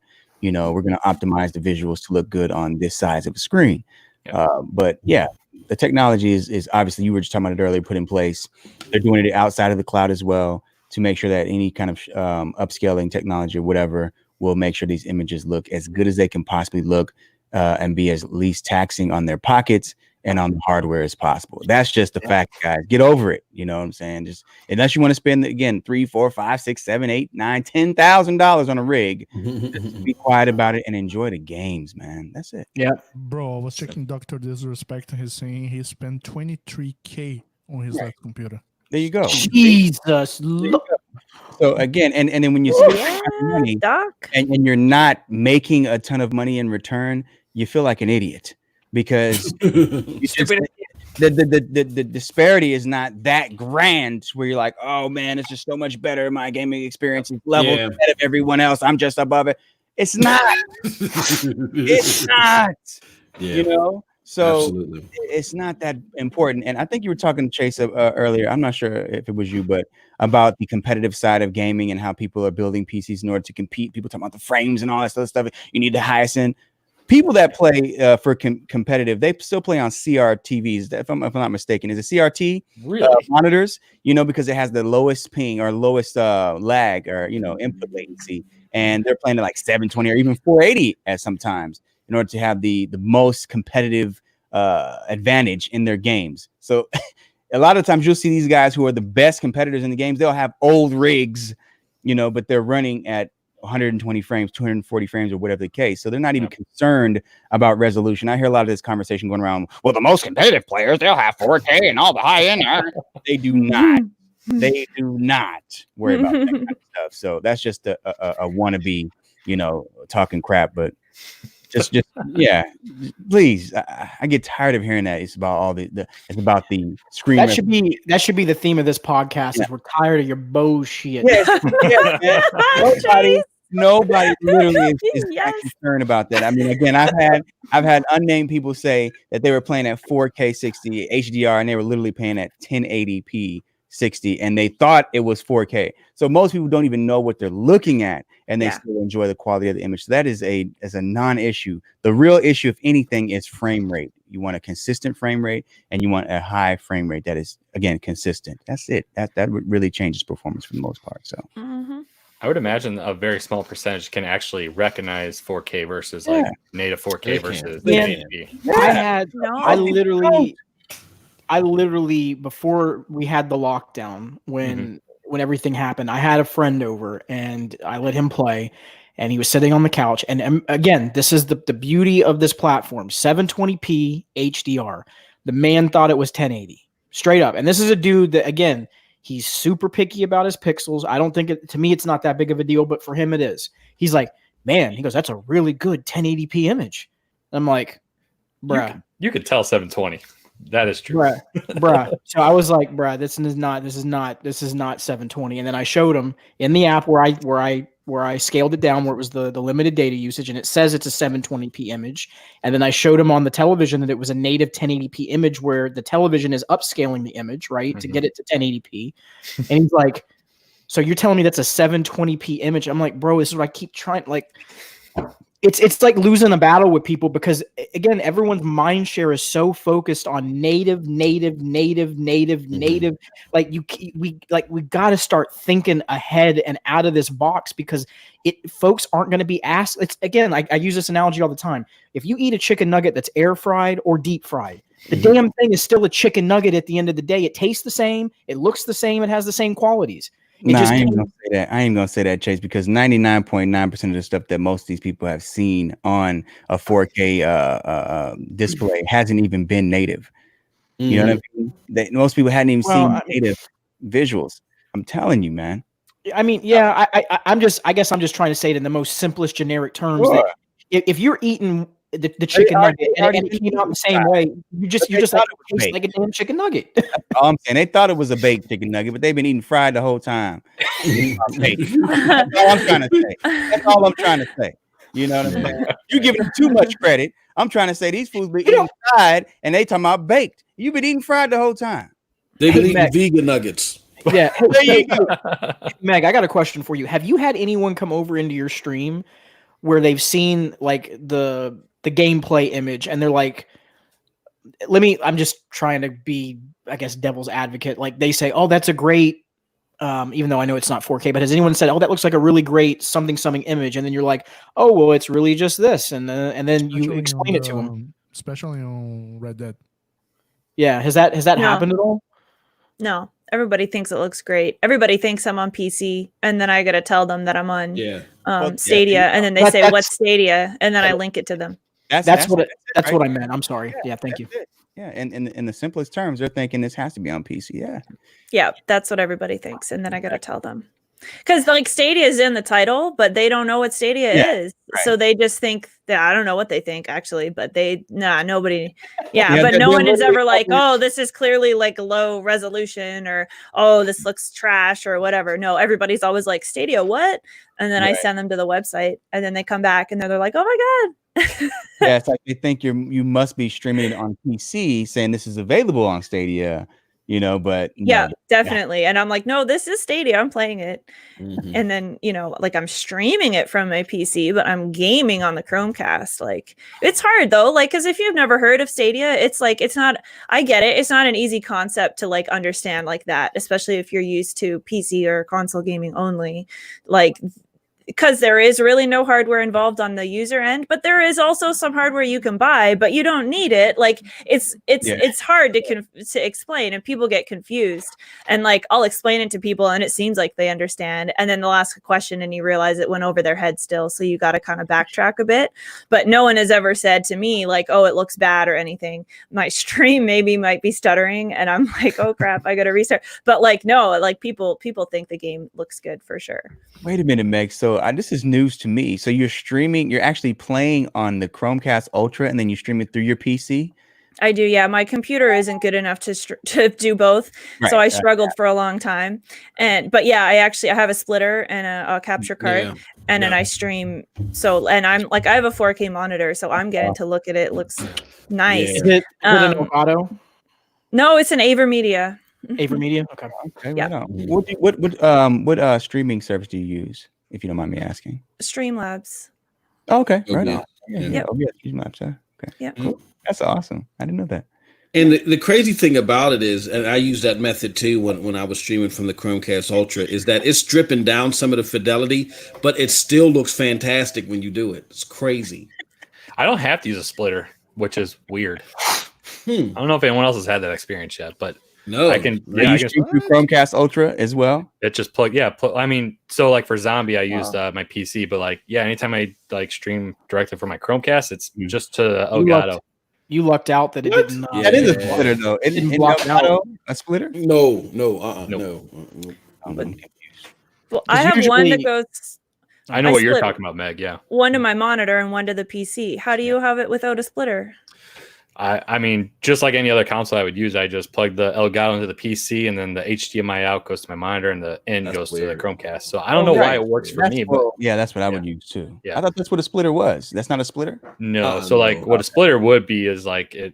I don't know how to explain it, but like HDCP gets in the way of the Chromecast Ultra, so it's not supposed to work that way. So that's why a splitter is needed typically to stream these kinds of things. For some reason, I don't need it. I don't know what's wrong with the Elgato itself. Oh, I'm sorry. Go ahead. No, what the splitter normally does is it takes a feed inbound and then it splits it into different to multiple monitors. Gotcha. Okay. But that's what I'm. Yeah. But so do you game when you stream in your streaming software, Brian? What do you mean? Like, are you then viewing the feed that's coming in from the Chromecast in your like Streamlabs or your Stream Elements? No, I have a second monitor that I put up when I. So you just have it displayed. Okay. Got you. That makes sense. That's probably how you're bypassing. Eddie's showing something. HDMI. Yeah. What is it? Yeah, HDMI splitter. That's the splitter. Typically what you need. Yeah, Okay. that's like what I have. Yeah. But Brian has black market hardware. I don't know. Eddie has it. That's what confused me because usually the HDCP is going to block that, but it must be Exactly, it must be because you're bypassing to the other monitor. I maybe. I mean, I'm I not don't going know. to say anything. It works. I mean, it works with two different Chromecasts too. I thought it might have been like a glitch with the one I had, but then when I got my second one, it worked the exact same way. So Okay. that's I ain't complaining. A few things new today. There you go. All right, let's run through some quick questions here. Shadow asked, what do you think will be the first real exclusive from Stadia? We kind of touched on that already, but I don't think we got everybody's opinion on that. So do we have an idea? I mean, I'm going to go with the splash damage game. I mean, I think that's the easiest one to guess, but I don't know what type of game we will see. Whether it'll be on the upgraded hardware depends on when the game actually releases, I think. Damn. It's a good question. I mean, it's a thinker. So let me just ask it. Yeah, let me just ask this instead. When do you think we'll get our first real exclusive? I think it's a little easier to answer. Deliver, like ready to play? Yeah. So like we can ready to play it. 2021. Yeah. Okay. Yeah, me and Eddie have said that for a long time. Shit. But What? according to my 5 months prediction, we're gonna see a trailer probably in the summer. A trailer for that exclusive title. Yeah. Either from Splash Damage or from Stadia themselves. See, I think we're gonna. Damn, it's so tough because if you're talking about the big one, the big big one, that ain't happening for at least. And again, this is if Project Chimera really kicks in, like they say that it's going to kick in. I would say 2022 or 2023 at the earliest. And that's going to be maybe. Yeah, holiday season of 2021. Maybe. I mean, that's really pushing it. I'm talking about like the Playa Vista I mean, game. I think that one's going to be that Montreal. big. Don't forget about Montreal. Yeah. I think that one's going to be the big MMORPG from Playa Vista, but the splash damage game, that one we could see probably 2021, and then we could see some other smaller titles like Eddie was just saying from Montreal and from a couple of the other studios mixed in between. I mean, that's my biggest complaint is that I wish this game was worked on beforehand. Like, I think they needed. Yeah, I see a lot of people complaining about that, but remember, there was no Stadia Studios at the time. So they announced it, and when they announced it, Stadia, they said, and by the way, we are also announcing a new set of new studios. So it will take some time, of course, but what you can do at this time right now? There wasn't anything planned. And by the way, I had a chance to meet people here from Montreal, and there were no people working. They were really, really building a team. Yeah. All right. So next question. I think we touched on this during Stadia Super Saturday, which we didn't discuss that just yet. So we'll do that after this. Do you think Google will do something with VR on Stadia, or would that not work at all? So me and Chase talked about this. Meg, did you end up touching on this when you were with Chase last week? No, I don't think so. Okay. So we'll start with you then. Do you think VR is something that's in Stadia's future?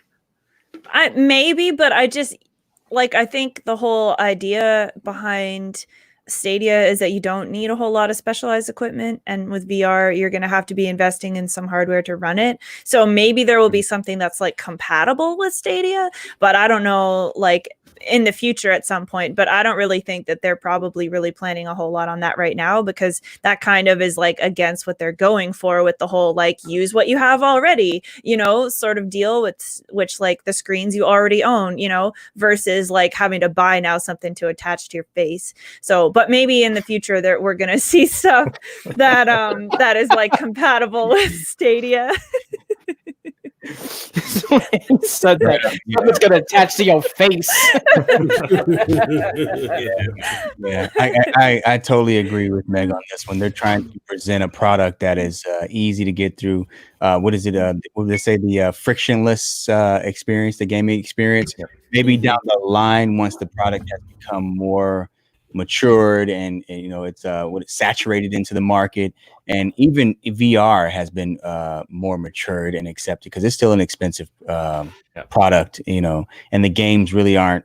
I don't know how what was it Half-Life Alexa did, but it's out right now, right? Yeah, it's out. Yeah, so I mean, I hadn't heard a bunch of big banging top over the top news on that, so even 10 out of 10. Like that, yeah, oh yeah, I mean, it's not Half-Life 3, but I guess it'll do. Right, it'll do, and that's not what they need to be focused on. It'll do, they need to be focused on this is what's happening, and so that's not what was happening. So I don't think so, not in the near future anyway. How about you, MM2K? Considering that it would have to work both with the browser and good point. The Chromecast Ultra, I don't know how plausible that would be, and I'm in line with 6.4. It's as great as technologically advanced as this platform is. I don't know if this is something that they need to focus on at the moment. Fair enough. All right, what was the next one? Damn it, I fucked up again. Hey, it's VIP. It's VIP. We're good. Yeah, Little Tortilla Boy. Y'all think we'll see that new Lord of the Rings MMO from Amazon hit Stadia? And how many of y'all playing a drunken dwarf like myself? So who's gonna play like Tyrion in Lord of the Rings? But I would just go with an immediate no. This is gonna be an Amazon exclusive. Yeah, this is you're talking about New World, right? Isn't that what the name of it is? No, I don't know is New World the Lord of the Rings one? Yeah, I think it is. It is Lord of the Rings one? Are you sure? I thought that was a separate thing. New World is the Amazon one, whatever. No. I think what they're saying is the game is like a Lord of the Rings. Yeah, that's the one we're talking about. It's New World. It's New World. Oh, right. Yeah, it is New World. Yeah. It's Steam exclusive. But I want to Steam, bring up when he was talking about Little Tortilla Boy in reference to the idea that I think that Amazon is going to focus mainly on being a big publisher in this space. Yes. This is where I think they're going to shine, because I just do not.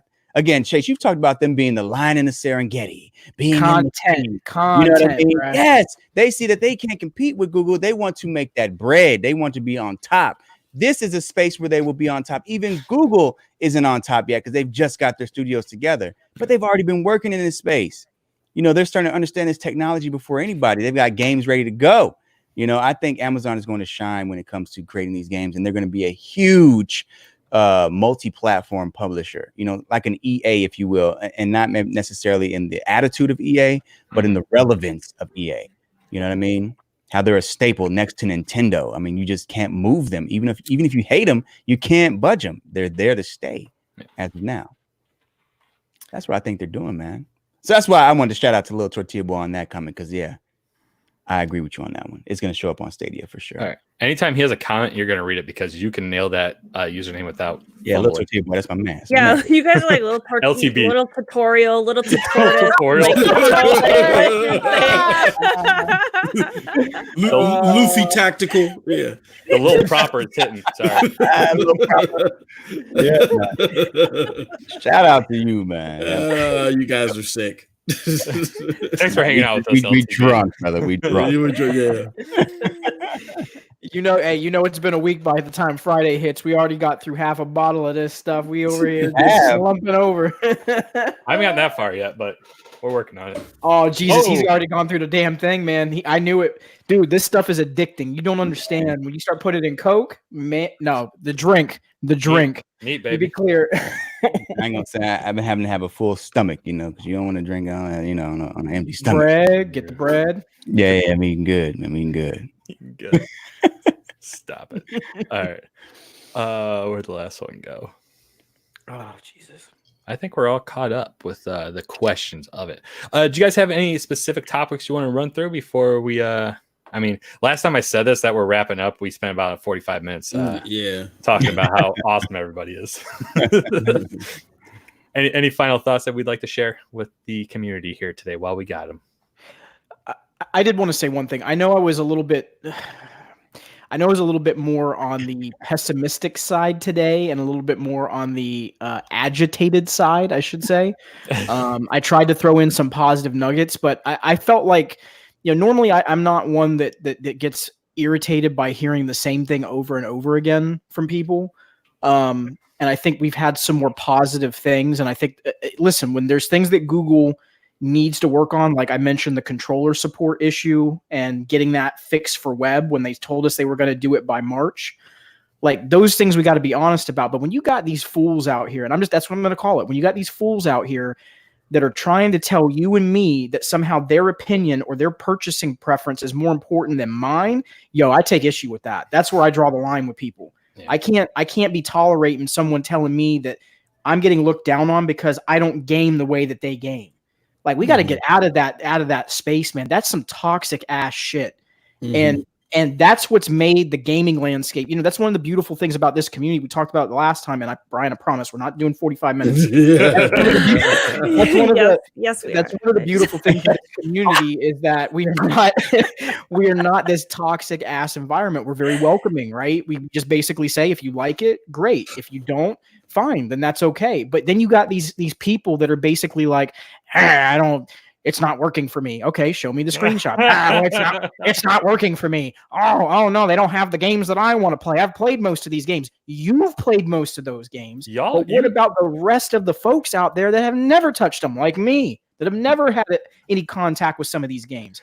Like, it's just such bullshit. Like, and I hate calling it like that, but damn, at a certain point, like, you got to realize that, I understand you're trying to make money off that click train, but dude, Kind of Funny Games, these other fools, listen, it's a drawn out, boring ass shtick, and it needs to stop. It's wore out its welcome. And people, like, I saw on their comment section, there were some people in there that were actually going off like really, this is what you're going to be doing now, is just basically constantly hating on Stadia. That's all your videos are going to be. It's like, yeah, it's getting fucking old. Like, it's really getting old at this point. Cut it the fuck out. Like, stop. Jeez. I'm sorry, man. Yeah. We should definitely be looking more at the quality of game, versus the age of the game nowadays. Sorry, Meg. 2 F-bombs back to back. Yeah. It's just. I mean, people act as if a lot of these people that say this stuff, they hadn't actually bought the game, even played the game, let alone, beat the game, let alone play the game, but we're so caught up in this thing where it's not trending on Twitter right now because it's not the latest thing that has dropped. But there's so many games, like myself, I have so many games that I hadn't beaten. They're all fantastic titles. So it's just a lot of people aren't experiencing them that way. So why are we worried about the age of the game when it's still in the same generation? It's the same generation this game has come on. And people are buying, for instance, people are buying your preferred platform for that one exclusive that came out 2 or 3 years ago, but you're happy for them. You know what I mean? So let's not focus on that or even be concerned about people who do, because obviously. So when those Mario games get remade for the Switch, Germani, are we just going to sit there and watch them and be like, oh, this is so awesome, we're getting Mario 64? I'm like, so that game came out about 24 years ago. Why are you so excited for it? Exactly. You get exactly what I'm saying. It's the quality of the content that we should be looking at. Yeah. It doesn't matter. I mean, how old is Monopoly, for instance? But everybody's like, yo, this is coming to the consoles, coming to PlayStation. Hey, it's an old game. This is super old if you really look at it, but it's got a couple of HD graphics and stuff. It's not a problem. The game itself is a great game, so we want to play it. That's what should be looked at before anything. If you're considering yourself a gamer, I mean, what are you, a person who's into trending topics? Or are you actually into games? You know, I don't know. And I'm kind of referencing Jedi Fallen Order because a YouTuber mentioned that game specifically. I'm like, well, this game has not been available on a mobile environment yet. So, like, if it's on the Switch, okay, whatever, cool. But this is the first time you're going to be able to play Jedi Fallen Order on your phone. Like, that's ridiculous. Like, that's an insane leap in technology that you can pull that kind of thing off. I mean, well, I'll say in a competent fashion, Brian, because you can play it on Steam Link, but it's like looking at a bowl of oatmeal being in a tortoise hand wrestling match. It's slow and slushy and it's gruesome. But how many people know about Steam Link though? Exactly, yeah, and that's why I think EA said, "Okay, this is one basket we don't like. Blow this sucker up," and they raised all the prices on their games to deter people from Steam. That's just, they're going to back from that slowly, like the Homer Simpson gif and into the bushes. Yeah, exactly. No, what Chase said is passionate, and I get it, man. We get tired of this silly stuff. But I break them up into two camps. Camp number one is definitely the clickbaity people that are looking at their tube buddy and they're like, "Oh, I got to get more anger started to get more, get more AdSense revenue." And then there's the people that are so stubborn that they're willing to lie, know that they're lying, know that they don't know what they're talking about because they thought that they were so smart that they can't admit that they were wrong. And they're not going to admit that they were wrong until there was 1,010% proof that Stadia is blowing stuff out of the water. You know what I mean? So those people that are that ignorant. He got on my division hat. Come on, Eddie. You could have included that with my case. No, I'm talking about what Ray said. 6'4" said I can let my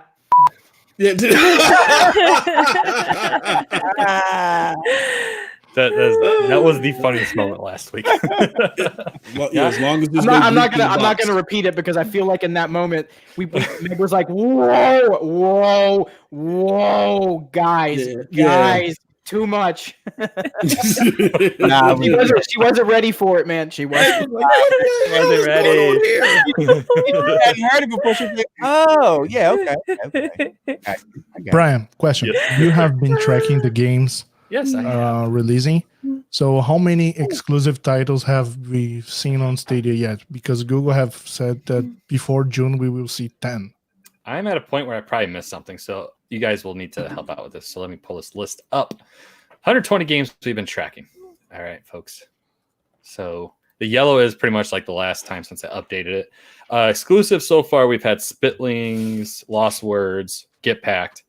That's been released so far. Unless I missed anything. That was last year. Oh, that's true. So should we count it or not? I wouldn't because in January or February when they said we have 10 games coming to Stadia first in the first half of the year. So I'm going to go with no. So Orcs Must Die would be number 4. Crata, did they say that was... I don't think they said that was exclusive yet. Stadia first, maybe? Did they? No. Oh, Wavebreak is. No. Crata is a PC. Is a damn it. It is a Stadia first. It's a timed exclusive. Is it? Mm-hmm. Yes. Yeah. Okay. Yeah. Okay, so Crata, Wavebreak. And then we got Gun Sports, so that'd be number 7. We already said Lost Words. That was up here. Yep, right here. That's a 1-year exclusive. Okay. It sounds like they're going to count Ember in that too, which I don't agree with. But where'd they say that at? No, you're saying 10 games in the right. So 10 are early access, not early access. I was looking at it. They said 10 were going to be Stadia exclusives, or at least on Stadia first, in the first half of the year alone. Did they say Ember was Stadia first? I think they did in that montage. I want to say they didn't. Because I don't remember seeing it saying that. I do remember saying Wavebreak, so I had to correct that because I wrote that down. But I don't think it said it in Ember. I mean, I can double check for sure. But either way, we're looking at 3 to... checking already. You're looking at it? 6'4". Just saying, fam. You know, you got I know, fam. I just saw the comment. you gotta know how to. You know what I'm saying? You can't just be all reckless and shit.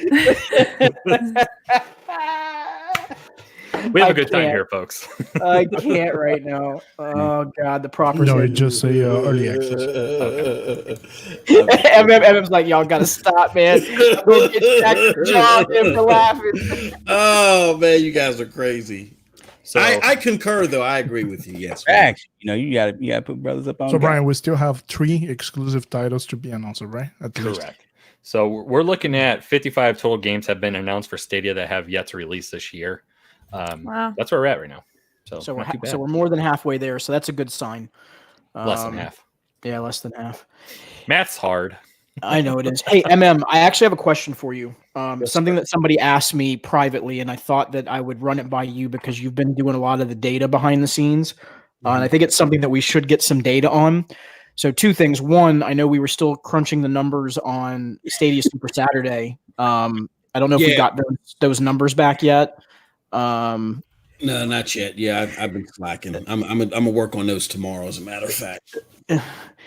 But the other thing is too, somebody asked me in one of the Discords, they said, have we been monitoring if Stadia content or Stadia, like Stadia centric, like, content, that's the right way to say it. If we've seen any uptick in the trending numbers. So have we seen that like the viewership or those trends have gone up? And more so with like maybe not so much with our channels, but maybe with any that's Stadia branded. And I don't know if you've happened to come across any of that, or you know someone that might have those numbers, because that might be something interesting to provide. Let me jump in. I think, if I may, real quick, I think our channels are a good, quick indicator for at least us to kind of leap off of that point, because I know my view counts started to slowly climb up. I'm sure you guys are. All your sub bases are jumping. So, I mean, what have you found out so far? I mean, I can only go off of personal test cases. Exactly. I mean, this is the stream fared a lot better. You guys made it a lot better stream than it was last time. It was like chop suey. But no, just I went up a lot more just in my sub viewership than I did last time. And I think everybody's experiencing that. When I was watching the streams, though, I did notice that there was, I want to say, at least a 10 to 15% higher viewership from stream to stream to stream. You know what I mean? I think last stream we were hovering around 50 or 60, and now we were like 70, 80. And Chase, wasn't your stream at like 90 or something like that? No, it wasn't. Go higher than that. Oh, it was at 100. Yep. So, and it was maintained a lot longer throughout the stream. I kind of fell off between the 7 p.m. hour to 10 p.m. hour, but it was still larger than what I saw last year. So these are going to be some great numbers. What I do got to do, and I'm glad you brought that up, Brian, is I got to get with Eddie, because Eddie was able to pull engagement numbers last time. Yep. And, I got to do that again. I've been slacking. My bad, but I'm definitely gonna get on that. I mean, 6'4", just crack it up, brother. 6'4" is just crack 8. Yeah, reel it in, kids. Reel it in. No, 6'4" is just gonna, at the end of every stream, is gonna be like, peace out, my PFGs. Yeah. Just game, and just let your boom. He's gonna end every stream. You should get that on a t-shirt. No, I think that thing. Oh man. Yeah, I was just curious because someone asked me about that. They wanted to know what the engagement numbers look like and whether or not on Stadia centric content if we'd seen an increase. So I thought it was a good question, and I told them that I would be very honest. If the numbers were not good, we would be honest about it. If they were good, we would say, "Hey, we saw this amount of an increase." So, yeah. All right. So I think we all need to go to sleep. It got extremely quiet just then. Because he's over to crack it up, man. Class is over, kids. The bell is rung. It's cracking up. You guys have any parting comments you'd like to bestow upon the chat and the fine viewership that we have today? Yeah, I think we've said enough. Yes. Drink water. Get hydrated. Water. Stay Wash your hydrated, hands. everybody. Oh man, this was Yeah, definitely wash your hands, be safe, and make sure that you're of age. If you're in the U.S., 21 and up, to be taking part in adult beverages. That's very important. absolutely. Yeah, because I definitely followed that rule in my life. Yeah. Jesus, Brian. Hey, just read the words I said. Oh, wait, that's not right. All right, folks, I think it's a good place to stop because I'm gonna get in trouble. This man needs to go to sleep. Eddie dropped off. I was looking at. I thought I was gone. I thought I was faded. This dude's gone. Yeah, man. He's gone. No, Eddie was just like, I can't take it anymore. Yeah, I'm done. Oh, he's back. Oh, look at that. And brightest day and blackest night. Look at him. I love that shirt, by the way. Yeah, you, Eddie. I'm talking. Oh, thank you. Thank you. I went to grab something. You have no idea what I'm talking about. Yeah, I heard you talking about my shirt, but I went to grab something. You guys were drinking, and I was doing something else. Okay, sorry. I'm just messing with you. Sorry. And he's like, "Shut the hell up, Captain! Shut up! Damn it!" All right. Anything else you guys want to say? Dude, I'm done. Look, bye, Jeff. Thanks for tuning in. So we want to thank everyone for joining us. Of course, it's been about 3 hours now. We went a little short this time because we're trying to make it a little more appetizing than the. Yeah. Stop it. So immediately tomorrow, you can watch Chase in the morning at 9 a.m. Central Time. 10 a.m. Central Time will be his 2-hour Stadia Talk block. Germani, were you going live tomorrow? Yeah. 12 p.m. Central. Okay, so not too long after Chase ends. Eddie, you do anything tomorrow specifically? No. Just playing some games. Nah, I'm good. MM2K, how about you?